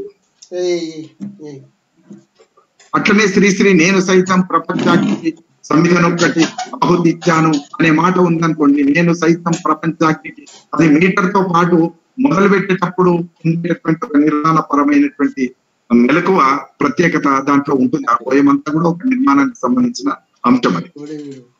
కాబట్టి ఈ అంశాన్ని మనం తీసుకున్నప్పుడు అట్లా అని పెద్ద బాధ ఉండదు అని మోహన ప్రసాద్ ఏదైతే కవితను మొదలు పెట్టాడో అదొక రకమైనటువంటి పద్ధతి. సరిగ్గా దాని ప్రేరణతో అనుకుంటాను దాసరాజు రామారావు అట్లా నేను నడుస్తుంటానా అని ఉన్నది, అట్లా నడుస్తుంటానా అని మొదలు పెట్టాడు. సరిగ్గా ఆయన అట్లా అని మొదలు పెడితే ఈయన కూడా అట్లా అనే మొదలు పెట్టాడు. అట్లా నడుస్తుంటానా, సూర్యుడు వచ్చి ఇంకేదో కావలించుకుంటాడు అని ఉంటుంది. కాబట్టి ఆకర్షించడానికి మొదలు పెట్టేటటువంటి పద్ధతి అదొకటైతే, ఇంకొకటి కొండేపూడి నిర్మల రాసినటువంటి ఒక కవిత. ఆ కవిత ఏం చేసింది అంటే మొదలు పెట్టడమే తలుపులు ఎప్పుడో మూసుకుపోయాయి అని మొదలు పెట్టింది. తలుపులు ఎప్పుడో మూసుకుపోయాయి అనగానే ఎందుకు మూసుకుపోయినాయని మనకు ఆసక్తి మొదలవుతుంది. అంటే పాఠకుడి యొక్క అటెన్షన్ ని, పాఠకుడి యొక్క ఏకాగ్రతను తన వైపు తిప్పుకోవడానికి అట్లా మొదలు పెట్టేటటువంటి పద్ధతి. తలుపులు ఎప్పుడో మూసుకుపోయాయి, మనది క్లోజ్డ్ కల్చర్ అట కదా అన్నది. అంటే మన క్లోజ్డ్ కల్చర్ అనే దాన్ని ఎగతాళి చేయడానికి క్లోజ్డ్ అన్నాడు కనుక తలుపులు మూసుకుపోయాయని మొదలు పెట్టింది. తలుపులు మూసుకుపోయాయి అనగానే ఎందుకు మూసుకుపోయినాయి అనేటువంటి ఒక ఆసక్తిని పాఠకుడి యొక్క హృదయంలో, సహృదయుడి యొక్క హృదయంలో టికెత్తించడం అనేటువంటిది ఇక్కడ కవయిత్రి చేసినటువంటి ఒక ఎత్తుగడ, ఒక ప్రారంభం. దాంట్లో అంటూనే విండో తెరుచుకుంటే చాలు ఓపెన్ కల్చర్ వరద కట్టి ప్రవహిస్తుంది అన్న. విండో తెరుచుకుంటే అలాంటి విండో తెరుచుకుంటే చాలు ఓపెన్ కల్చర్, మనది క్లోజ్ కల్చర్ అని అన్న మాటను ఎగతాళి చేస్తూ మనది క్లోజ్డ్ కల్చర్ అంట కదా అని మళ్ళీ వెంటనే ఏమంటది, విండో తెరుచుకుంటే చాలు ఓపెన్ కల్చర్ వరద కట్టి ప్రవహిస్తుంది అని. ఇది ఎత్తుగడలో ఉండేటటువంటి ఆకర్షణ. ఈ ఎత్తుగడే మొత్తం పోయే కాదు, కానీ ఎత్తుగడతో పాఠకుడిని తన వైపు ఆకర్షించుకునేటటువంటి ఒక ప్రయత్నం. అట్లాంటిదే విన్నకోట రవిశంకర్ ఒక పోయంలో తను కూడా మొదలు పెట్టాడు. వాన ఒట్టి బోలా పిల్ల, వాన ఒట్టి బోలా పిల్ల అని మొదలుపెట్టాడు. ఏంటిది, వానను బోలా పిల్ల అనే ఒక ఇమేజరీతో వానను చిత్రీకరించడం అనేది బాగానే ఉంది, కానీ మొదలు పెట్టడమే ఉత్త బోలా పిల్ల అన్నాడు. ఉత్త బోలా పిల్ల ఆకాశం నుంచి మోసుకొచ్చిన కబుర్లన్నీ వస్తూనే గలగలా చెప్పేస్తుంది. ఆకాశం నుంచి మోసుకొచ్చిన కబుర్లన్నీ వస్తూనే గలగలా చెప్పేస్తుంది అన్న. అంటే ఏమి చూడకుండా తొందరగా మాట్లాడేటటువంటి ఒక చిన్న పిల్లను దృష్టిలో పెట్టుకొని, ఒక ఎక్కువ మాట్లాడేటటువంటి పిల్లని దృష్టిలో పెట్టుకొని చెప్పడే బిగినింగ్ ఈ ఎత్తుగడ ప్రారంభం అవుతుంది. ఈ కవిత ప్రారంభంలోనే వాన ఒట్టి బోలా పిల్ల ఆకాశం నుంచి మోసుకొచ్చిన కబుర్లన్నీ వస్తూనే కలగలా చెప్పేస్తుంది అని ఆ పిల్లతో పోల్చి, వాన ఎట్లనైతే రాగానే కురుస్తుందో ఇక్కడ కురవాలి, ఇక్కడ కురవద్దు అని అనుకోకుండా ఆ పిల్ల కూడా వీళ్ళకి చెప్పాలి, వీళ్ళకి చెప్పొద్దు అనుకుంటా ఎవరన్నా ఉండని వాళ్ళందరి ముందర టకటకగా చెప్పేస్తుంది అని. అట్లనే మాటలన్నీ గాలిలో, నీళ్ళన్నీ నేలలో ఇంకిపోతాయి. మాటలన్నీ గాలిలో, ఆయన చెప్పిన మాటలేమో గాలిలోను, ఆ వానతో చెప్పాడు కనుక, వానతో పోల్చాడు కనుక వానతో కురిసినటువంటి నీళ్ళల్లోనేమో భూమిలో ఇంకిపోతాయి. ఎల్లారి లేచి చూస్తే అది వచ్చి వెళ్ళిన జాడలే కనిపించవు. ఎల్లారి లేచి చూస్తే అది వచ్చి వెళ్ళిన జాడలే కనిపించవు. ఉన్నంతసేపు బడబడ మాట్లాడుతున్నారు, మాట్లాడి వెళ్ళిపోతారు. ఆ వాన కూడా అంతే, పళ్ళు అని వస్తుంది, కురుస్తుంది, వెళ్ళిపోతుంది. ఆ తర్వాత ఏమైనా తడిచిందంటే ఏమి తడవకపోతుంది. ఇది ఒక పద్ధతి. ఈ పద్ధతిలో కవితలు మొదలు పెట్టేటటువంటి క్రమం ఏదైతే ఉందో దాన్ని మనం ఎత్తుగడ అని మనం అనొచ్చు. ఈ ఎత్తుగడ ప్రారంభం, బిగినింగ్ లోనే ఒక నిర్మాణ పద్ధతిని పాటించి సహృదయుని ఆకర్షించేటటువంటి పద్ధతికి ఇది ఒక ఉపయోగపడేటటువంటి పనిముట్టు, ఒక నిర్మాణపరమైనటువంటి అంశం. రెండవది మనం నిర్వహణ అని అనుకుంటే, నిర్వహణలో కూడా అంటే పోయం నడిపించే విధానం, దీన్ని డీల్ చేయడం లేదా కండక్టింగ్, పోయమును నడిపించేటటువంటి తీరు, ఈ తీరుతో కూడా కొందరు మొదలు పెట్టేటప్పుడు సీదా సాదాగా మొదలుపెట్టి ఇక్కడ పోయం నడిపించడంలో ఒక నేర్పరితనం పాటించవచ్చు. ఈ నిర్వహణలో కూడా నేను చెప్పండి నిర్మల కవిత ఒకటి సముద్ర జ్వరం అనే ఒక కవిత ఉంది కొండెప్పుడు నిర్మలది. నేను ఏదైనా చెప్తే వీళ్ళే ఎందుకు చెప్తున్నాను అనుకోవచ్చు, దయచేసి నాకు నచ్చినవి కనుక చెప్తున్నాను అంతే. ఇది కేవలం నా టేస్ట్ కు సంబంధించింది, నా ఎంపిక స్వేచ్ఛకు సంబంధించినటువంటి అంశం. ఈ నిర్వహణలో ఏం రాసిందంటే ఆమె, అడిగితే అమ్మ చెప్పదు సముద్ర జ్వరం అని ఒక కవిత, చాలా మంచి కవిత, నాకైతే చాలా నచ్చిన కవిత. అది దుబాయ్ షేక్ ను పెళ్లి చేసుకునేటటువంటి ఒక ముస్లిం స్త్రీ యొక్క దుఃఖాన్ని చెప్పేటటువంటి కవిత.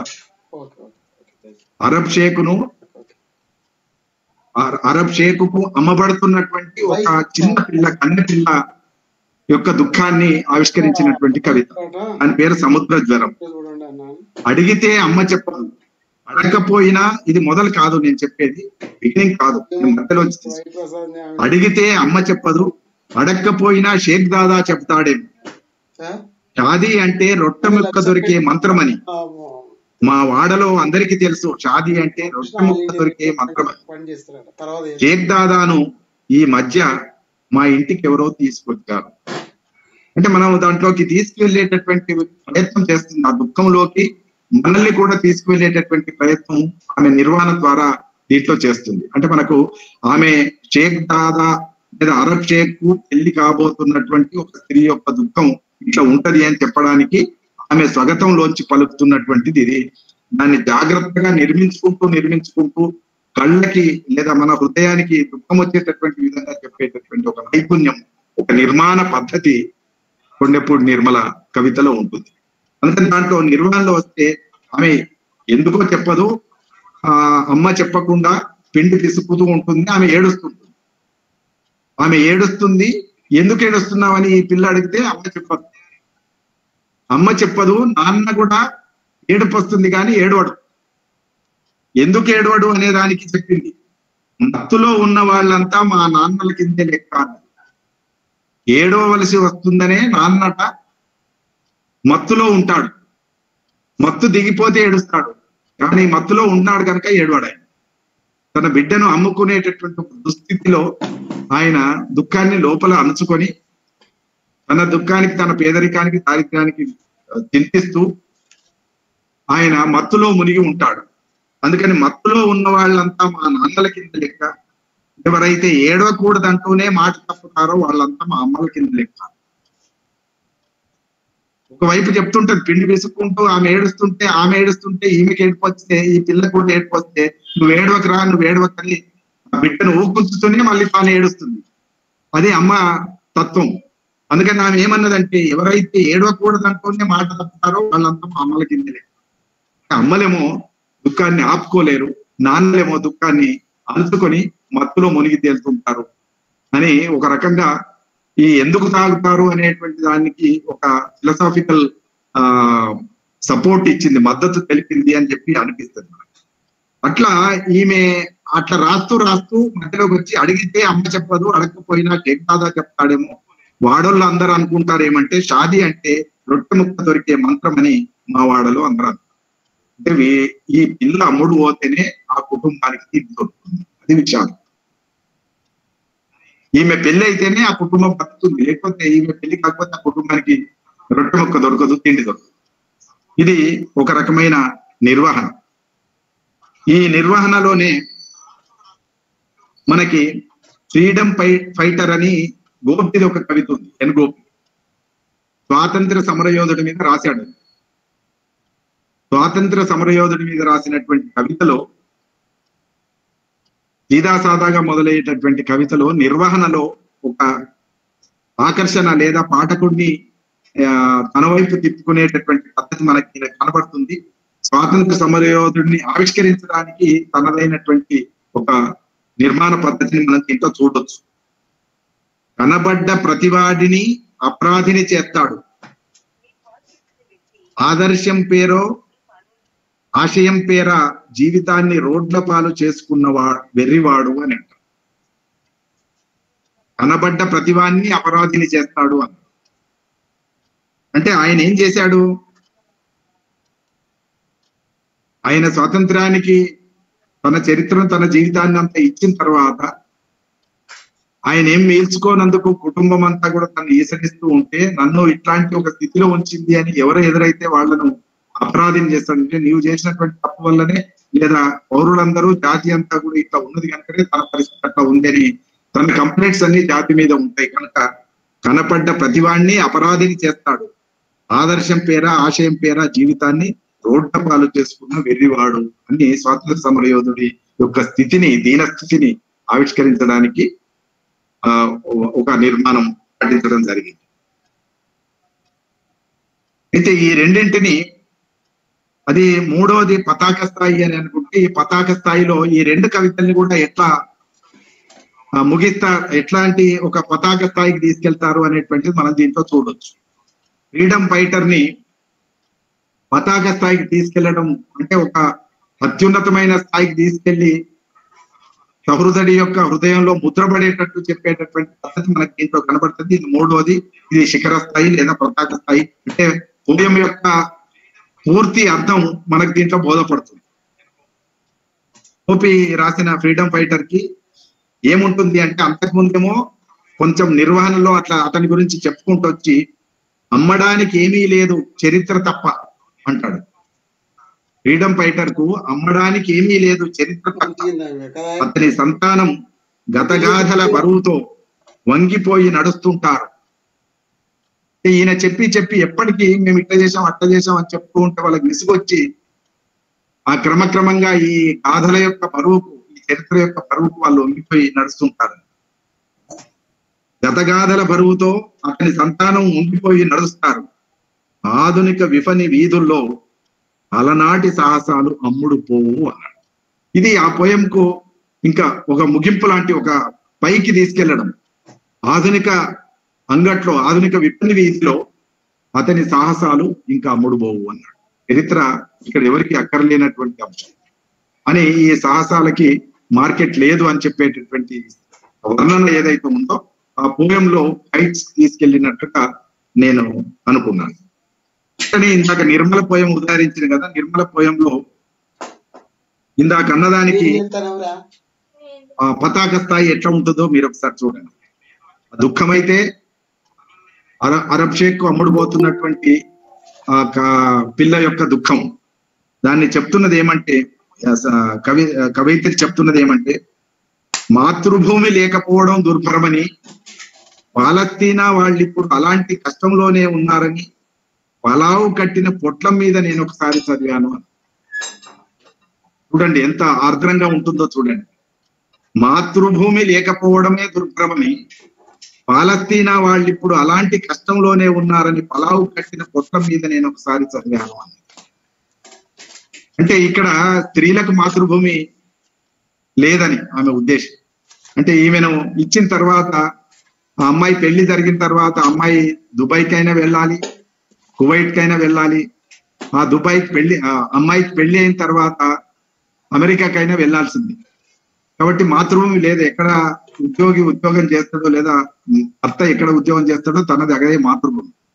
కాబట్టి మాతృభూమి లేనటువంటి వాళ్ళ కష్టం ఎట్లా ఉంటుందో చెప్పడానికి ప్రయత్నం. మాతృభూమి లేకపోవడం దుర్భరమని అని అక్కడి నుంచి ఏం చేసింది అంటే, పాలస్తీనా అనేటువంటి ఒక పెద్ద ఇతివృత్తాన్ని తీసుకొచ్చి, పాలస్తీనా వాళ్ళకు కూడా 60-70 సంవత్సరాల నుంచి మాతృభూమి లేనందుకు వాళ్ళు పోరాటం చేస్తున్నారు. ఇతర ప్రదేశంలో ఉండి మాతృభూమి కోసం పోరాటం చేస్తున్నారు. మాతృభూమి లేని వాళ్ళ కష్టం ఎట్లా ఉంటుందో చెప్పడానికి ఎంత సులువుగా చెప్పిందంటే, పలావు కట్టిన పొట్టం మీద నేను ఒకసారి చదివాను అని. ఆ మాటకు వస్తే, నాలాంటి ఆడపిల్లలు ఎవరికి మాతృభూమి ఉండదని ఇక్కడ మనకి ఒక జెండర్ పాలిటిక్స్ లో ఒక హైట్స్ కి తీసుకెళ్లేటటువంటి ప్రయత్నం దీంట్లో చేసింది. ఆ మాటకు వస్తే, నాలాంటి ఆడపిల్లలు ఎవరికి మాతృభూమి ఉండదని, ఎక్కడికిస్తే ఎక్కడికి పంపిస్తే అక్కడికి పోవాల్సింది అని చెప్పి, దానికి ఆ పోయంకు చాలా ప్రాణవాయువు లాంటి 4 వాక్యాలు ఉంటాయి. భూమికి భూమితనం, తల్లికి మాతృత్వం, నీటికి ద్రవరూపం, అన్ని రొట్టె ముక్క అమరిన తర్వాతే కనిపిస్తాయని అని పతాక స్థాయికి తీసుకెళ్లడం ఇక్కడ ఉంటుంది. భూమికి భూమితనం అంటే ఆకలి అవుతున్న వాడికి భూమి గొప్పతనం చెప్తే అది అర్థం చేసుకునే స్థితి ఉండదు. ఎందుకంటే ఆకలి బాధ అంత తీవ్రతరమైంది కనుక ఆకలి తీరిన తర్వాత నీ భూమి గొప్పతనం చెప్తావో నువ్వు ఏం చెప్తావో చెప్పు. భూమికి భూమితనం ఎప్పుడు వస్తుంది అంటే రొట్టె ముక్క అమరిన తర్వాతనే అని చెప్తున్నది. తల్లికి మాతృత్వం, చాలా మంది మాతృత్వం చాలాసార్లు అంటుంటారు, అన్నంగానే చెత్త కుండీలో పడేసిపోతే తిడుతుంటారు, తల్లికి ఇంత దయ లేదా అని తిడుతుంటారు. నిజమే, తల్లికి దయ ఉండాల్సిందే. కానీ చెత్త కుండీలో పడివేయడానికి లేదా సంచిలో మూటగట్టి పడివేయడానికి ఆ తల్లికి ఎంత దుర్భరస్థితి ఉన్నది, ఎంత అంటే ఆ కుటుంబంలో ఆ తల్లికి ఉండేటటువంటి స్థానం ఎట్లాంటిది, ఎంత దుఃఖస్థితి అనేటువంటిది మనం అర్థం చేసుకుంటే మనకు స్పష్టంగా అర్థమవుతుంది. అందుకని కథలు ఎన్ని చెప్పినా తల్లికి మాతృత్వం గౌరవం కలగాలంటే, మాతృత్వం స్థాయి కలగాలంటే ఇప్పుడు ఆకలి తీరిన తర్వాతనే సాధ్యం. రొట్టె ముక్క అమరిన తర్వాతనే తల్లికి మాతృత్వం. అట్లానే నీటికి ద్రవరూపం, చాలా అద్భుతమైనటువంటి వాక్యం. నీరు నీరులాగా ఉండాలి ఎప్పుడు ఉంటది అని అంటే, నీటికి ద్రవరూపం ఎప్పుడు వస్తుంది అని అంటే రొట్టె ముక్క అమరితేనే, అంటే ఆకలి తీరితేనే దానికి ద్రవత్వం వస్తుంది. అంతవరకు మనిషి గడ్డగట్టుకుపోతాడు. నాలుక పిడిచగట్టుకు పోయింది అంటాం. అంటే నాలుక పిడిచగట్టుకుపోవడం, ఆ ఆకలి ఉన్నటువంటి బాధలో నీళ్లు కానీ కేవి కానీ వాటికి ఉండేటటువంటి రూపం కూడా కోల్పోతుంది అని చెప్పేటటువంటి ఒక భావన దీంట్లో మనకి కనబడతాయి. కాబట్టి భూమికి భూమితనం, తల్లికి మాతృత్వం, నీటికి ద్రవరూపం, ఇవన్నీ రొట్టె ముక్క అమరిన తర్వాతే కనిపిస్తాయని ఆమెకు అర్థమైంది. ఇది కవిత్వానికి ప్రాణవాయువు లాంటి పంక్తులు, ఆ కవితను ఉన్నత స్థితికి తీసుకెళ్లినటువంటి పంక్తులు అని నాకు అనిపించింది. కనుక నేను వీటిని ఉదాహరించాను. అట్లాంటిది విమల కవిత అందరికి తెలిసినటువంటి కవిత. నేను ఇంతకుముందు కూడా చాలాసార్లు చెప్పింది. చెప్తూ వచ్చి, వంటింటి సామ్రాజ్యానికి మా అమ్మే మహారాణి, కానీ అయినా వంటింటి పాత్రలన్నిటి మీద మా నాన్న పేరే. ఇది కవిత్వంలో ముగింపేం కాదు, కానీ ఇక్కడికి రాగానే పాత్రలన్నిటి మీద మా నాన్న పేరే అన్నప్పుడు కొరనతో ఒక చల్లుమని కొట్టినట్లుగా మనకు అనిపిస్తుంది. అలాంటి ఒక మెరుపుతో ఒక ఉన్నత స్థితికి తీసుకెళ్లేటటువంటి ప్రయత్నం దీంట్లో మనకి ప్రధానంగా కనబడుతుంది. ఇది 3వ అంశం అయితే 4వ అంశం ఇది చెప్పి నేను ఇంకా దాదాపు ముగింపులోకి వెళ్తాను. 4వ అంశం ముగింపు అని అన్నాను. వచన కవిత్వంలో ఖచ్చితంగా ఉండాల్సినవి ఎత్తుగడ, నిర్వహణ, పతాక స్థాయి, ముగింపు. ఈ ఎండింగ్ అనేటువంటిది కూడా చాలా కీలకం. ఎండింగ్ అనేటువంటిది మళ్ళీ మనం చేయాల్సిన, చాలాసార్లు పోయం పెరుగుతూ ఉంటుంది. పెంచినప్పుడు ఈ ఎండ్ అయిపోయిన తర్వాత కూడా నువ్వు పోయం రాస్తున్నావు అని కొంతమంది సీనియర్ కవులు అంటుంటారు. అంటే ముగింపు అయిపోయింది ఇక్కడికి అని చెప్తుంటారు. ఎక్కడి ముగింపు అయిపోయింది అనేటువంటిది మనం తప్పకుండా దాన్ని గమనించినట్లయితే అర్థమవుతుంది. చూడండి, ఇక్కడ కొప్పర్తి జెండర్ పాలిటిక్స్ అని ఒక పోయం రాశాడు.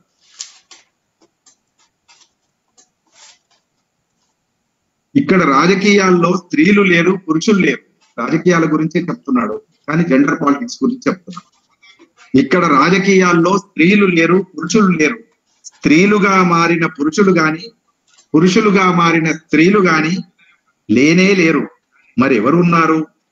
పేరులో గాంధీ ఉన్న వాళ్ళు ఉన్నారు, రక్తంలో గాడిసే ఉన్న వాళ్ళు ఉన్నారు అన్నాడు. పేరులో గాంధీ ఉన్న వాళ్ళు ఎవరో మనకు తెలుసు. పేరులో గాంధీ ఉన్న వాళ్ళు ఉన్నారు, రక్తంలో గాడిసే ఉన్న వాళ్ళు ఉన్నారు అని ఆ మీది లైన్ల వల్ల వీటికి కూడా ఒక మంచి ముగింపు కావాల్సినటువంటి ఒక మెరుపు వచ్చింది. ఇక్కడ రాజకీయాల్లో స్త్రీలు పురుషులు లేరు అన్నాడు. స్త్రీలు ఎందుకు లేరు? ఇంతమంది స్త్రీలు ఉంటే స్త్రీలుగా లేరా అంటే, స్త్రీలు ఎవరు స్త్రీలుగా లేరు, పురుషులు ఎవరు పురుషులుగా లేరు అని. స్త్రీలుగా మారిన పురుషులన్నా ఉన్నారంటే వాళ్ళు కూడా లేరు, పురుషులుగా మారిన స్త్రీలన్నా ఉన్నారంటే వీళ్ళు కూడా లేరు. అంటే అక్కడ కేవలం రాజకీయ పరమైనటువంటి రంగులు మార్చే ఊసరవెల్లులు మాత్రమే ఉంటాయి తప్ప, సమయానుకూలంగా అవకాశాల కోసం పాకులాడే వాళ్ళు ఉంటారు తప్ప, స్త్రీలు స్త్రీల కోసం, పురుషులు పురుషుల కోసం, లేదా స్త్రీలుగా మారిన పురుషులు కానీ పురుషులుగా మారిన స్త్రీలు కానీ వ్యక్తిత్వంలో ఉండే అవకాశం లేదు అని పాలిటిక్స్ యొక్క స్థితిని చెప్పడానికి ఈ కవిత చాలా బాగా వాడుకున్నారు. జెండర్ పాలిటిక్స్ అనేటువంటి బాగా వాడుకున్నాడు. వీళ్ళెవరు ఏ లింగానికి సంబంధించిన వాళ్ళు కాదు అని చెప్పేటటువంటి ప్రయత్నం చేశాడు. ఇందులో స్త్రీలింగం పురుషలింగం అనే కాక థర్డ్ జెండర్ అని చెప్తున్నారు, కానీ థర్డ్ జెండర్ కూడా కాదు అని చెప్తున్నారు. అంతేనా? వీళ్ళు ఎట్లాంటి వాళ్ళు రాజకీయాల్లో ఉన్న వాళ్ళంటే థర్డ్ జెండర్ కూడా కాదు అని వాళ్ళని ఎంత చులకన చేసి పనో ఇక్కడ మనకి కనబడుతుంది. పేరులో గాంధీ ఉన్న వాళ్ళు ఉన్నారు, రక్తంలో మాత్రం గాడిసే ఉన్న వాళ్ళు ఉన్నారు. ఇది కొప్పర్తి రాసినటువంటి కవిత. అట్లనే ఈమె నిర్మలదే 3 ఏళ్లకు ఒక సీజన్ లెక్క నువ్వు వచ్చిపోతుంటే, దీనికి సీజనల్ లవ్ అని పెట్టింది ఆమె. అమెరికాలో ఉన్న ఒక ఆయన ఇక్కడ అమ్మాయిని పెళ్లి చేసుకొని వచ్చిపోతుంటాడు అప్పుడప్పుడు. అది సీజనల్ లవ్. అంటే వచ్చిన ఆయన 4 రోజులు ఉంటే 4 రోజులే లవ్, 2 నెలలు ఉంటే 2 నెలలు లవ్. ఆమెను తీసుకొని తిప్పుతాడు, అది సీజనల్ లవ్. అది ఆ లవ్ ఏడాది అంతా ఈమెకు దొరుకుతుంది అంటే దొరకదు. అందుకని సీజనల్ లవ్ అనే పేరుతో రాసింది. చూడండి ముగింపులో ఎంత ఎఫెక్ట్ అంటే చెళ్ళు మన చెంప మీద కొట్టినట్టు ఉంటది. 3 ఏళ్లకు ఒక సీజన్ లెక్క నువ్వు వచ్చిపోతుంటే, నువ్వు అనే సంబోధించింది కనుక అమెరికా పెళ్లి కొడుకును ఉద్దేశించి రాస్తుంది. 3 ఏళ్లకు ఒక సీజన్ లెక్క నువ్వు వచ్చిపోతుంటే, తావడిలో బక్కటెద్దు చాటు చాటుగా నవ్వుతుంది. తావడిలో బక్కటెద్దును తీసుకుంది పోలిక. తావడిలో బక్కటెద్దు చాటు చాటుగా నవ్వుతుంది. వీడు ఇప్పుడు వచ్చేది 3 ఏళ్లకు ఒకసారి వచ్చినప్పుడు అతన్ని చూసి ఒక ఎత్తు కూడా దొడ్డ ఉండే ఎత్తు కూడా నవ్వుతుందట. ఎంతైనా అవి మనకంటే చాలా నయం. ఏమన్నది? ఆ ఎద్దులో నయం అన్నది. ఎంతైనా అవి మనకంటే చాలా నయం. ప్రేమైనా పేడైనా స్వేచ్ఛ మాధుర్యంతో ఇవ్వగలుగుతాయి అన్నది. పేడైనా ప్రేమైనా అవి ఎక్కడ ఆపుకునేటటువంటి కాదు. ఇప్పుడు ఉదాహరణకి అమెరికాలో ఉండేటటువంటి ఒక ప్రియుడు లేదా ఒక భర్త తనకి భార్య మీద ఇష్టం కలిగితే ఎట్లా వ్యక్తం చేయాలో తెలియని పరిస్థితి. మహా అయితే లోనో లేదా ఫేస్బుక్ లోనో వీడియో కాల్ ద్వారానో చూసుకోవచ్చు. అంతేగాని స్పర్శించడానికి స్పృశించడానికి వీలు కాదు. కాబట్టి ఆమె స్పష్టంగా చెప్పింది ఏమంటే, ఎంతైనా పశువులు మనకంటే చాలా నయం, ప్రేమైనా పేడైనా స్వేచ్ఛ మాధుర్యంతో ఇవ్వగలుగుతాయి. ఈ మాట అన్న తర్వాత ఇంకా సీజనల్ లవ్ మీద కానీ అవి పాటిస్తున్నటువంటి వాళ్ళ మీద కానీ ఎవరికి చిన్నగా వాటి గౌరవం కూడా ఉండే అవకాశం లేదు. అట్లా ముగించడం అనేటువంటిది చాలా సార్లు కవులు ప్రత్యేకంగా ఇట్లాంటి ముగింపులు మనకి చేసి ఆ ముగింపులతో సహృదయుడి యొక్క హృదయాన్ని తమ వైపు తిప్పుకొని ముద్ర వేసినటువంటి క్రమం ఒకటి కనబడుతుంది. కాబట్టి వీటిని కూడా మనం తప్పనిసరిగా లెక్కలోకి తీసుకొని వచన కవిత్వం రాసేటప్పుడు అయితే బిగినింగ్ లో, లేకపోతే నిర్వహణలో, లేకపోతే పతాక స్థాయిలో, లేకపోతే ఖచ్చితంగా ముగింపులో మన ముద్ర, కవి యొక్క ముద్ర చూపెట్టాల్సిన అవసరం. 4 గనక ముద్ర చూపెట్టగలిగితే ఆ కవిత అద్భుతమైనటువంటి కవితగా ఉంటుంది, గొప్ప శిల్పంతో అలరారేటటువంటి అవకాశం. కనుక కవి యొక్క ముద్ర కవిత మొదలైన దగ్గర నుంచి ప్రతి నిర్మాణంలోనూ తప్పనిసరిగా ఉండేటట్టు చూసుకోవడం కవి యొక్క బాధ్యత. అంటే పదములతో కూర్చడం, వాక్యాలతో తీర్చిదిద్దడం, ఎక్కడ ఎంత ఏ పదాలు వాడాలి అనేది కూడా చాలా కీలకమైనటువంటి. ప్రేమైనా పేడైనా అన్నది ఆమె 2 మాటలు వాడింది అక్కడ, చాలా జాగ్రత్తగా వాడింది. పశువును ఉద్దేశించి మాట్లాడేటప్పుడు పేడ, అట్లనే పశువును ఉద్దేశించి మాట్లాడుతూనే ప్రేమ దగ్గర దానికి ఏమీ అరమరిక లేకుండా ఉంటుంది అనే అర్థంలో చెప్పింది. అంటే ఆ పదాలు వాడేటప్పుడు చాలా జాగ్రత్తగా వాడడం అనేటువంటిది, ఎఫెక్టివ్ గా వాడడం అనేటువంటిది కూడా నిర్మాణంలో భాగమే. పదాల యొక్క కూర్పు ఇది కూడా నిర్మాణంలో అంశమే. వాక్యం ఎక్కడికి విరగొట్టాలనేటువంటిది కూడా నిర్మాణంలో ఉండేటటువంటి అంశమే. ఈ నిర్మాణంలో పునరుక్తి అనేటువంటి ఇంకొక మాట కూడా ఉంది. రిఫ్రైన్ అన్నారు. అది చెప్తూ అదే పద్ధతిలో అది చెప్తూ చాలా సార్లు చెప్తుంది. ఇందాక చెప్పినటువంటి సముద్ర జ్వరంలో ఏడుపు అనేది తీసుకొని ఆ ఏడుపు మీద చాలా సార్లు అమ్మ ఏడవనివ్వదు అని మొదలుపెట్టి ఊరుకోమ్మంటుంది, కన్నీళ్లు తుడుచుకుంటుంది అని చెప్తూ కన్నీళ్ళ మీదనే నడిపిస్తుంది పోయమంత చివరి దాకా. 3-4 పేజీల పోయం అంత కన్నీళ్ళ మీద నడిపిస్తుంది. అట్లా తిరిగి తిరిగి వాక్యాలు పునరుక్తి అయ్యేటట్టు పునశ్చరణ అయ్యేటట్టు రాయడం ద్వారా కూడా అవతలి వ్యక్తి యొక్క హృదయాన్ని మీటడం, కనెక్ట్ కావడం అనేది చాలా కీలకం. అట్లా ఇవాళ భాషలో చెప్పదలుచుకుంటే అట్లా కనెక్ట్ కావడం అనేది చాలా కీలకమైనటువంటి అంశం. అట్లా రాయడం కోసం మరి ఎవరికి వాళ్ళు తోచినటువంటి శిల్పాన్ని వాళ్ళు పాటించడం జరిగింది. వాటిని మనం నేర్చుకోవడం ద్వారా, విపరీత అధ్యయనం ద్వారా మనం ఇవన్నీ తెలుసుకోవచ్చు. శ్రీశ్రీ కూడా నేను సైతం అనే ఆ దాంట్లో అదే ఫ్రేమ్ ని చాలా సార్లు 5 సార్లు 6 సార్లు నేను సైతం ప్రపంచాగ్నికి సమితను ఒకటి ఆహుతిచ్చాను, నేను సైతం విశ్వ వృష్టికి అశ్రు ఒక్కటి తారపోసాను అని ఇట్లా సాగుతుంది. అది 4-5 ఫ్రేములుగా సాగుతుంది.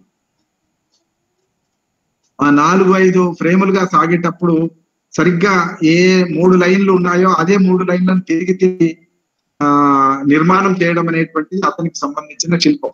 కాబట్టి అది ఒక ఫ్రేమ్ అనేటువంటిది అనుకుంటే ఆ ఫ్రేమ్ ని తిరిగి రాయడం అనేటువంటిది అదొక శిల్పంలో భాగం, అదొక నిర్మాణ పద్ధతి. కాబట్టి వచన కవిత్వంలో ఈ రకమైనటువంటి మొన్న నేను సతీష్ చంద్రది ఒక కవిత కూడా చెప్పినాను శైలిలో, 2 బొమ్మల దేశం అన్న దగ్గర దాని యొక్క చాలా సార్లు బొమ్మ అనే దాన్ని ఆధారం చేసుకొని గాంధీకి అంబేద్కర్ కి మధ్యన ఉండేటటువంటి బొమ్మల్లో ఉండే తేడా చెప్పుకుంటూ వచ్చాడు పోయం అంతా. అట్లా విగ్రహాలను ఆధారం చేసుకొని విగ్రహం అని చెప్తూనే దేశంలో నా దేశంలో 2 బొమ్మలు అని చెప్తూనే ఆ 2 బొమ్మలు ఆధారంగా చేసుకొని చెప్తుంటారు. ఒకటి వాడ బొమ్మ, ఒకటి ఊరి బొమ్మ. ఊరి బొమ్మ అంగవస్త్రాలు లేకుండా ఉంటుంది, వాడ బొమ్మనేమో షూటు బూట్ వేసుకొని ఉంటుంది అని చెప్తాడు. చెప్పుకుంటూ వచ్చి చివరికి వచ్చేసరికి మనకి ఒక అద్భుతమైనటువంటి ముగింపు దాంతో మనకు కనబడుతుంది. అట్లా తీసుకురావడం అనేటువంటిది మరి ఆ శిల్పంలో ఉండేటటువంటి ప్రత్యేకత. అలాంటి ఒక మంచి శిల్పాన్ని మనం అలవర్చుకోవడానికి ఈ నిర్మాణగతమైనటువంటి అంశాలు మనకు తోడ్పడతాయి. ఒకటే మనం గుర్తుపెట్టుకోవాల్సింది, కవితా శిల్పం కవిత్వం అనిపించాలంటే శిల్పం ఉండాలి. కవితా శిల్పానికి మూలమైనటువంటిది ఏది అని అంటే నిర్మాణం. రూపం ఒక్కటే కాదు, రూపం అనేటువంటి ప్రతిదానికి ఉంటుంది. ఆ రూపం అనేటువంటిది నిర్మాణబద్ధంగా నైపుణ్యంతో కూడుకొని ఉన్నప్పటికీ శిల్పం అవుతుంది.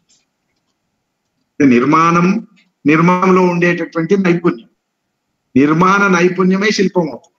కనుక నిర్మాణ రూప నైపుణ్యాలతో కూడి ఉండేటటువంటి శిల్పాన్ని మనం సముపార్జించడానికి, మనం నేర్చుకోవడానికి, మనం రచించడానికి ఇవన్నీ ఉపయోగపడతాయి. కనుక ఒక్కొక్కదాన్ని ప్రత్యేకంగా తెలపాల్సిన అవసరం ఇప్పుడే మనం మాట్లాడుకుంటున్నాం. కాబట్టి నిర్మాణంలో చాలా ఉంటాయి వాక్యాలు. ఇందాకనే పద్యంలో కూడా, పద్యం ఎందుకు ఇవాళ రాస్తున్నా వాళ్ళ చాలా మంది పద్యాలు బాగుంటలేవని ఎందుకు అంటున్నాం? పద్యంలో కూడా కవిత్వం ఉంటేనే కవిత్వం అవుతుంది తప్ప ఛందస్సులో రాసినంత మాత్రమే కవిత్వం కాదు. పాట రాసినా కూడా పాటలో కవిత్వం ఉంటేనే కవిత్వం అవుతుంది, లేకపోతే కాదు. ఇండస్ట్రీ పాట మొదలు పెడుతూ మాయమైపోతున్నాడమ్మా మనిషి అన్నవాడు అని అన్నాడు. మనిషి అన్నవాడు మాయమైపోతున్నాడు అంటే వేరైపోతుంది. పాటలో మాయమైపోతున్నాడమ్మా అన్నప్పుడే మనకు ఏం మాయమైపోతుంది అనే ఒక ఆసక్తి జనరేట్ అవుతుంది. ఆసక్తి జనరేట్ అయిన తర్వాత పల్లవిలోనే మనిషి అన్నవాడు అని చెప్తాడు తీరిగ్గా. మాయమైపోయేది ఏంటిది అంటే మనిషి అన్నవాడు అని చెప్తాడు. అంటే పాటలో అయినా సరే, పద్యంలో అయినా సరే, వచన కవితలో అయినా సరే ఈ నిర్మాణగతమైనటువంటి అంశాన్ని మనం తప్పనిసరిగా పాటించినప్పుడు దానికి ఒక మంచి శోభ వస్తుంది. ఇందాక నేను పోతనలో కూడా చెప్పాను, ఆ నిర్మాణం పాటించకపోతే ఆ పద్యానికి అంత శక్తి రాదు. కమలాక్షు నర్చించు కరములు కరములు, శ్రీనాథు వర్ణించు జిహ్వ జిహ్వ అన్నాడు. అంటే ఒక మాటను 2 సార్లు అనడం ద్వారా ఒక ప్రత్యేకత వస్తుంది. కరములు కరములు, జిహ్వ జిహ్వ అనుకుంటూ పద్యం నడిపించడం అనేటువంటి ఒక ప్రత్యేకత. ఇలాంటి పద్ధతి లేకపోవడం వల్ల, ఇలాంటి నిర్మాణ నైపుణ్యం లేకపోవడం వల్ల పద్యం రాణిస్తలేదు. ఇలాంటి నిర్మాణం లేకపోతే పాట రాణించదు. ఇలాంటి నిర్మాణం లేకపోతే అది తప్పనిసరిగా వచన కవిత కూడా రాణించదు. కాబట్టి ఈ నిర్మాణాలన్నిటి యొక్క మేళవింపే శిల్పం అవుతుంది. కనుక ఆ నైపుణ్యాల్ని మనం సంతరించుకోవడం కోసం ఇవన్నీ మనం మాట్లాడుకుంటున్నాం. ఇవన్నీ కలిసి మనకి ఏమొస్తుంది అంటే ఒక కవిత్వ నైపుణ్యాలే వస్తాయి. కవిత్వ నైపుణ్యాలు మెరుగుపరచుకోవడం ద్వారా కవిత్వ శిల్పం వస్తుంది. అందుకని కవిత్వం అంటే ఏంటిది అనే దానికి ఖచ్చితమైన నిర్వచనం ఎక్కడా లేదు, కానీ కవిత్వం కానిదేదో చెప్పొచ్చు అని అందరూ అంటారు. చాలాసార్లు వాటిలలో పెడుతుంటారు చర్చల్లో, ఇది కూడా కవిత్వమేనా అని పెడుతుంటారు. ఇది కూడా కవిత్వమేనా అని కవిత్వం కాదంటారు, కానీ ఏది కవిత్వం చెప్పని అవతల ఆయన అడిగితే మళ్ళీ ఏం చెప్పాలి. కాబట్టి ఈ విషయాన్ని మనం దృష్టిలో పెట్టుకొని కవిత నిర్మాణ శిల్పం పాటించినట్లయితే కవిత్వం రాణించే అవకాశం ఉంటుందని చెప్తూ మరొకసారి ఇంతవరకు ఓపికగా విన్నందుకు మీ అందరికీ ధన్యవాదాలు తెలుపుతూ అందరం మంచి కవిత్వం రాద్దాం. Thank you sir. చాలా చక్కని సుదీర్ఘమైనటువంటి ప్రసంగంలో అనేక విషయాలు ప్రాచీన కాలం నుంచి మొదలు పెడితే ఆధునిక అత్యాధునిక వ్యక్తీకరణలో భాగంగా స్త్రీవాద కోణం, రకరకాల వాదాల నుంచి కూడా మీరు చెప్పిన తీరు ఎంతో రమ్యంగాను ఎంతో ఆసక్తిదాయకంగాను ఆద్యంతం సాగింది. మీ ప్రసంగం విన్న తర్వాత ఖచ్చితంగా ఒక మంచి నైపుణ్యత అనేది తప్పకుండా వస్తుందని మా అభిప్రాయం సార్. ఈ కార్యక్రమంలో సారు చెప్పినటువంటి ప్రసంగంలో ఏమైనా సందేహాలు ఉంటే మిత్రులు మాట్లాడవలసిందిగా, సార్ను సందేహం అడిగితే నివృత్తి చేస్తారు సారు. సో ఎవరైనా సందేహాలు ఉంటే అడగగలరు.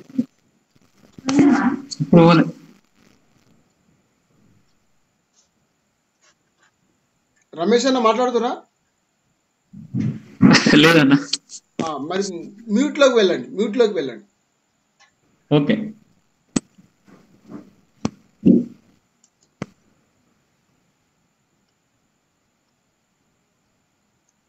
నిజానికి శ్రీరామ్ సార్ ఏ సందేహాలు ఏముంటాయి లేకని వాస్తవం sir. Good evening sir. Good evening అమ్మా. ప్రవాహంలో సాగిన మీ ప్రసంగంలో నేర్చుకోవాల్సిన అంశాలే ఎక్కువ ఉన్నాయి సార్, సందేహాల కంటే కూడా. దేవేంద్ర, అందరం నేర్చుకుందామమ్మా. నేర్చుకోవాల్సిన అంశాలు నాకే కాదు, అందరికీ ఉన్నాయి, నాకు కూడా ఉన్నాయి. అంటే నేను కూడా ఇప్పుడు మళ్ళీ చదువుతున్నప్పుడు నాకు ఇప్పుడు ఈ తేడాలు ఏంటివి, చాలా సార్లు శిల్పం వాడతాం, చాలా సార్లు నిర్మాణం అంటాం, రూపం అంటాం, నిర్మాణం సరిగ్గా లేదంటాం, రూపం సరిగ్గా లేదంటాం, శిల్పం సరిగ్గా లేదంటాం. ఏంటి అన్నప్పుడు చిన్న చిన్న తేడాలే ఉన్నాయి వీటి మధ్యన. ఎక్కడ స్పష్టత లేదు. స్పష్టత లేకపోతే నేను కూడా చెప్పలేను. ఇంకా స్పష్టత నాకు రావడం కోసం అన్ని చదువుతూ ఉంటే ఎక్కడ ఈ మాటలన్నీ సమాంతరాలుగా వాడుతూ ఉంటారు, ఇష్టపూర్తిగా వాడతారు. ఓసారి నిర్మాణం రాసేటప్పుడు ఈ సందేహాలన్నీ వస్తుంటాయి సార్ వ్యాసం రాసేటప్పుడు. అవును. వ్యాసానికి ఒక నిర్మాణం ఉంటుంది, లేఖకు లెటర్ రైటింగ్ ఒక నిర్మాణం ఉంటుంది, వార్తకు ఒక నిర్మాణం ఉంటుంది, కవిత్వానికి ఒక నిర్మాణం ఉంటుంది, కథకు ఒక నిర్మాణం ఉంటుంది. మీరు కథలు కూడా రాస్తారు కదా, కథలకు కూడా నిర్మాణం ఉంటుంది. నవల రాస్తాడు బాలని, నవలకు ఒక నిర్మాణం ఉంటుంది. ఇవన్నిటికీ నిర్మాణాలు ఉంటాయి. ఆ నిర్మాణాలు ఏంటి అనేటువంటిది తెలిసి వాటిల్లో నైపుణ్యాలు ప్రదర్శించే స్థాయి రావాలనేది నా ఆకాంక్ష. తప్పకుండా సార్, చాలా విలువైన ప్రసంగం. Thank you sir.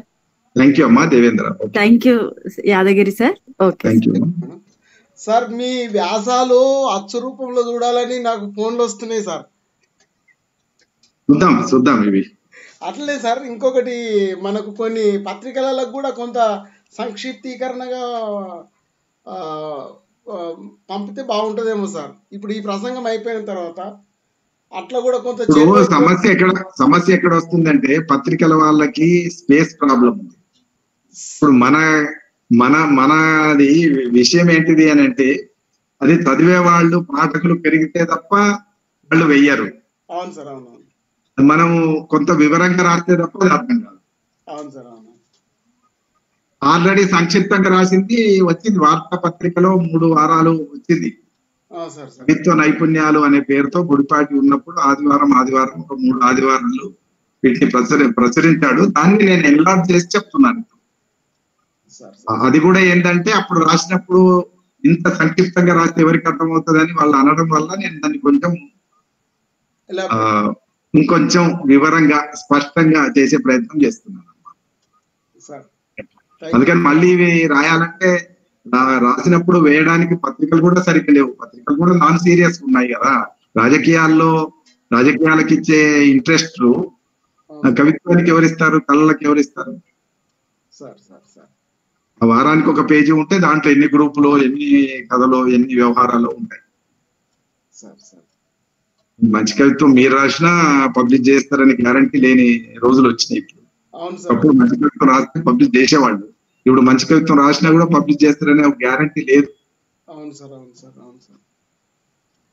అంటే మళ్ళీ వాళ్ళ దృష్టిలో మంచి కవిత్వం వేరే అని చెప్తారు కావచ్చు, అది వేరే విషయం. మళ్ళీ మనం ఏం చేయలేము.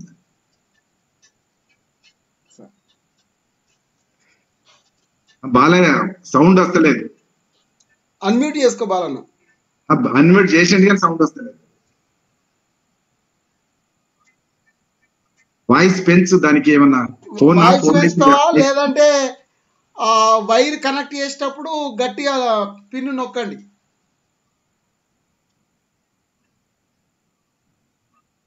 వాయిస్ ది గీత ఉంటుంది కదా, అది పెంచు.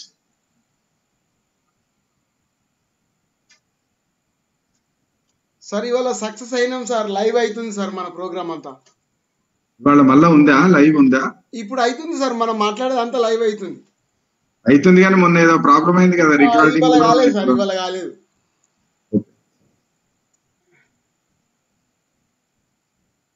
బాలయ్య వినొస్తలేదు, అది వాయిస్ వస్తలేదు. అన్మ్యూట్ లోనే ఉంది కానీ చూడు, అది కొద్దిగా చూడు. టెక్నికల్ ఏదో చిన్న సమస్య ఉంది.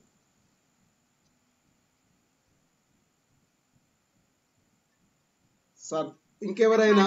సరోజ సార్ రీజాయిన్ అవ్వండి.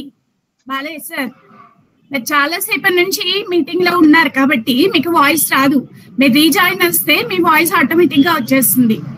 రీజాయిన్ అవ్వండి సార్. నమస్తే. నమస్తే అమ్మా. నమస్తే, బాగున్నారా? Very good.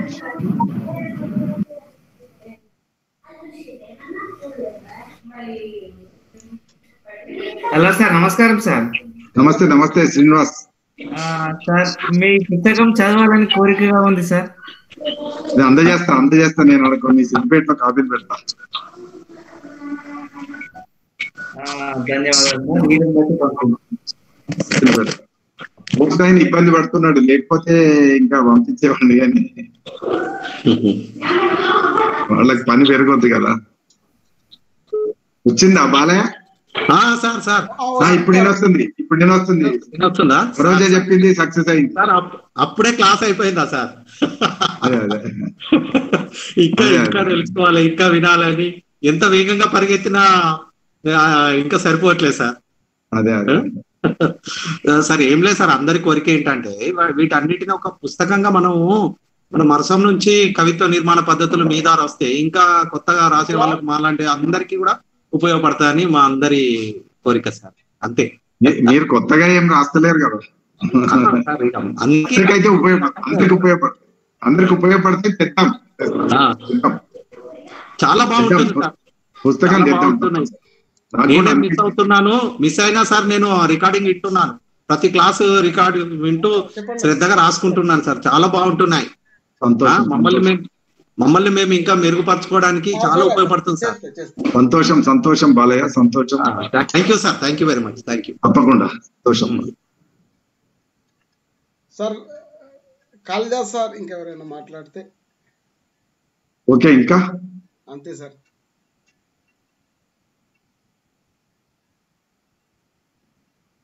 ముగించుకోవచ్చా మరి? ముగిద్దాం సార్. శ్రీరామ్ సార్ మాట్లాడేటట్టున్నాడు sir. Giri sir Sriram sir ఏమైనా మాట్లాడతాడేమో చూస్తున్నాడు. ఎందుకు ఇక ఇబ్బంది ఎందుకు? మాట్లాడటానికి అవకాశం ఏమైనా ఉంటే కదా మాట్లాడటానికి. ఏం అవకాశం లేకుండానే చాలా సవిస్తరంగా అటు ప్రాచీన కవిత్వంలో కానీ ఇటు ఆధునిక కవిత్వంలో కానీ ఎత్తుగడ, తర్వాత నిర్వహణ, పతాక స్థాయి, తర్వాత ముగింపు ఎట్లా అనేది దానికి మేము కొత్తగా రాసినప్పుడు ఎవరు కొత్తగా రాసినా ఈ ఎత్తుగడ కానీ నిర్వహణ కానీ పతాక స్థాయి ముగింపులు ముందుగా పెట్టుకోము. కానీ ఇప్పుడు ఈ 4 చాలా చాలా ఉపయోగపడతాయి. దానికి కవిత్వం ఒక చాలా బాగా రాణించాలంటే, చాలా గొప్పగా కవిత్వం రాయాలంటే ఖచ్చితంగా ఇవి పాటించాల్సిందే. మొదట్లో ఇవి పాటించేది కాదు, ఏదో గుడ్డెద్దు చేనుల వేసినట్టు కవిత రాసి ఏదో పంపించేవాళ్ళము ఆ పత్రికలలో. తర్వాత నిజానికి ఇవన్నీ ఎందుకు ముందే తెలుసుకుంటే, అంటే తెలుసుకుంటే అట్లా రాస్తామో రాయలేదేమో, కానీ నిజానికి తర్వాత తెలుసుకున్న తర్వాత ఇంకా బాగా రాయడానికి మాత్రం ఖచ్చితంగా ఉపయోగపడుతుంది ఇవన్నీ 4. అటు పద్యంలో కూడా ఇప్పుడు చూడు, నల్లని వాడు పద్మనయన వాడు అట్లా పోతన అది కూడా చెప్పుకుంటూ వచ్చారు కదా. అవి నిజానికి కూడా వాళ్ళు వేరే పద్యములు రాసిన, ఇటు వచన కవిత్వం రాసిన ఖచ్చితంగా ఈ నిర్వహణ పద్ధతులు తప్పకుండా పాటించుకుంటే. మీకు పోతనలో ఈ ఎత్తుగడలలో చాలా ఉంటాయి. పద్యం ఎత్తుగడలో తేడా ఉంటుంది చాలా సార్లు. ఇప్పుడు ఇందుగలడందు లేడని ఎత్తుకుంటాడు.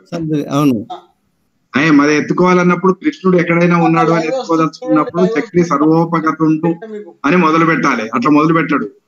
ఇందుగలడు అందులేడని సందేహం వలదు అని అక్కడ చక్రిగతుడు వస్తాడు. అదే చివరికి చక్రిగతుడి దగ్గర మొదలు కాదు, ఎందుకంటే వచనం కాదు ఆయన రాసేది, వాక్యం అయితేనే అట్లా ఉంటుంది. ఇందుగలడు అందులేడు అనగానే ఆ పద్యం అందరిని ఆకర్షిస్తుంది. అందుకని ఆ పద్యం మీద ఎన్ని ప్యారడీలు వచ్చినాయో మనం చెప్పలేము. ఇప్పుడు మనోళ్ళు అవినీతి దృష్టిలో పెట్టుకొని కూడా చదువుతారు ఆ పద్యం.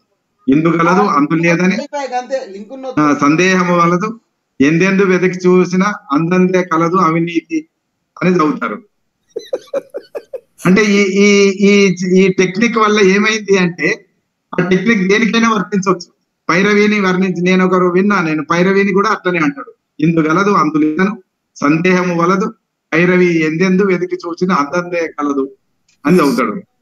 అంటే అప్లై చేసుకోవడానికి వీలుగా ఆ టెక్నిక్ ను ఆ ఎత్తుగడతో అట్లాంటి ఒక పద్ధతిని ఆ పద్యంలోకి తీసుకురావడం వల్ల ఆ పద్యం మోస్ట్ పాపులర్, చాలా పాపులర్ అయిపోయింది. అట్లా మొదలు పెడతాడు ఏదైనా కానీ, సిరికించెప్పడు అని మొదలు పెడతాడు. అంటే ఏంటి ఏం చెప్పలేదు అని మనకు వెంటనే ఆసక్తి కలుగుతుంది.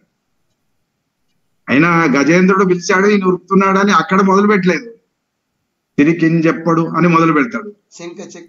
ఎందుకు చెప్పలేదు, ఏంటిది, ఏం జరిగింది అని మనకు ఎత్తుగడలోనే. నిజానికి మిగతా కవులని నేను చూస్తుంటే మిగతా కవులలో ఇట్లా లేదు. అంటే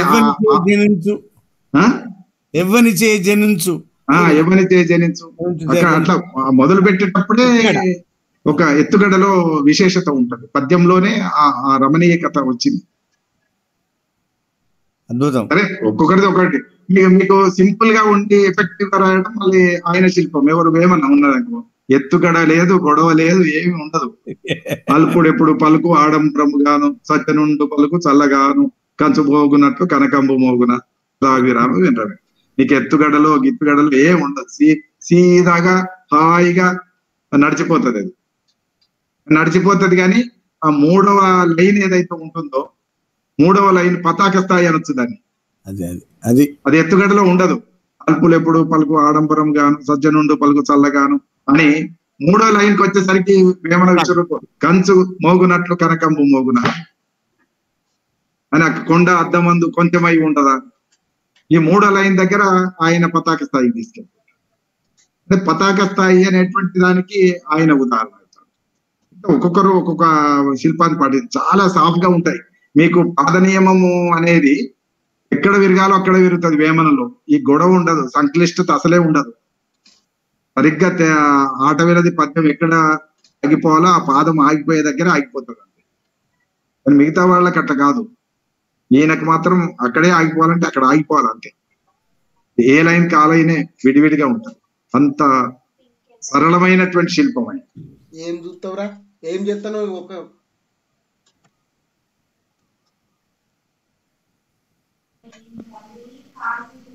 సార్ నమస్కారం సార్. నమస్తే. నమస్తే రమేష్ గారా, మాట్లాడు. నమస్కారం సార్, శ్రీరామ్ సార్. నమస్తే రమేష్ గారు. సార్, ఒక చిన్న అభిప్రాయం నాది. ఇప్పుడు ఇవన్నీ విడివిడిగా చేస్తున్నారు సార్, శిల్పము, వస్తువు, నిర్మాణ శైలి అవన్నిటిని కూడా అంటే మీరు సుదీర్ఘంగా చెప్పగలుగుతున్నారు. ఒకే పుస్తకం కాకుండా ఒక్కొక్కటి ఒక్కొక్క పుస్తకము ఇంకా కష్టం. అట్లా చేసి ఆ ధర కూడా అది తక్కువ కష్టం కాదు, అది తప్పు కూడా, అంతంత చదవలేరు.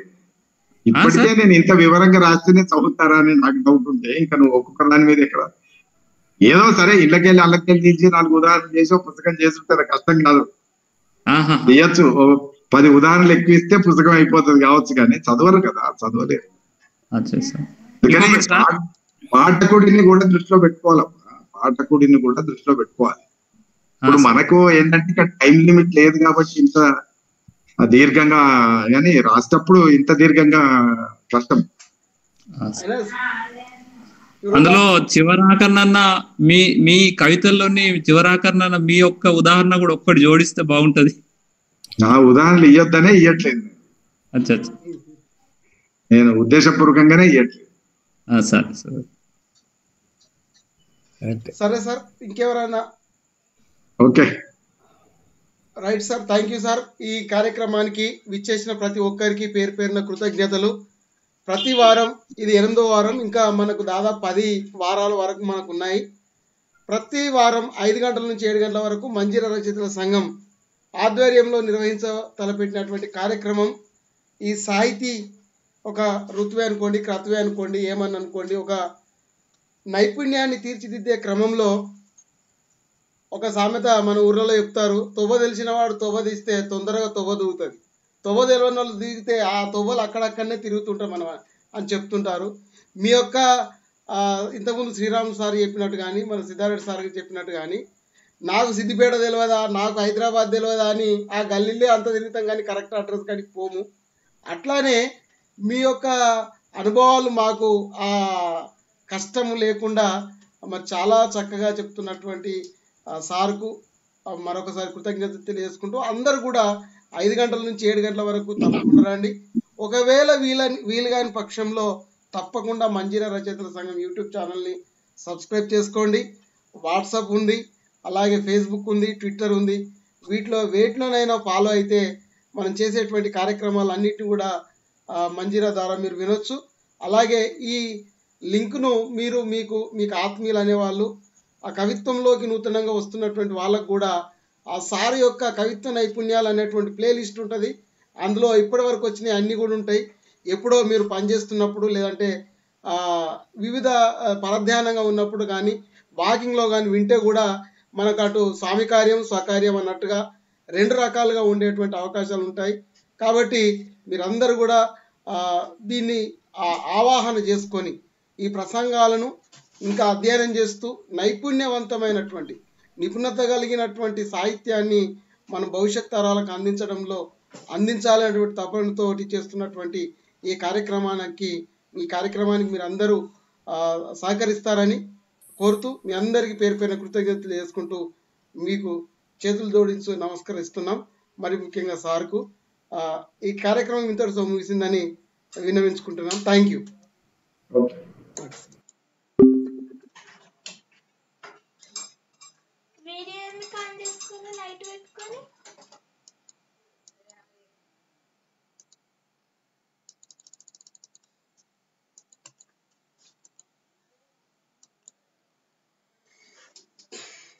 I received wanted to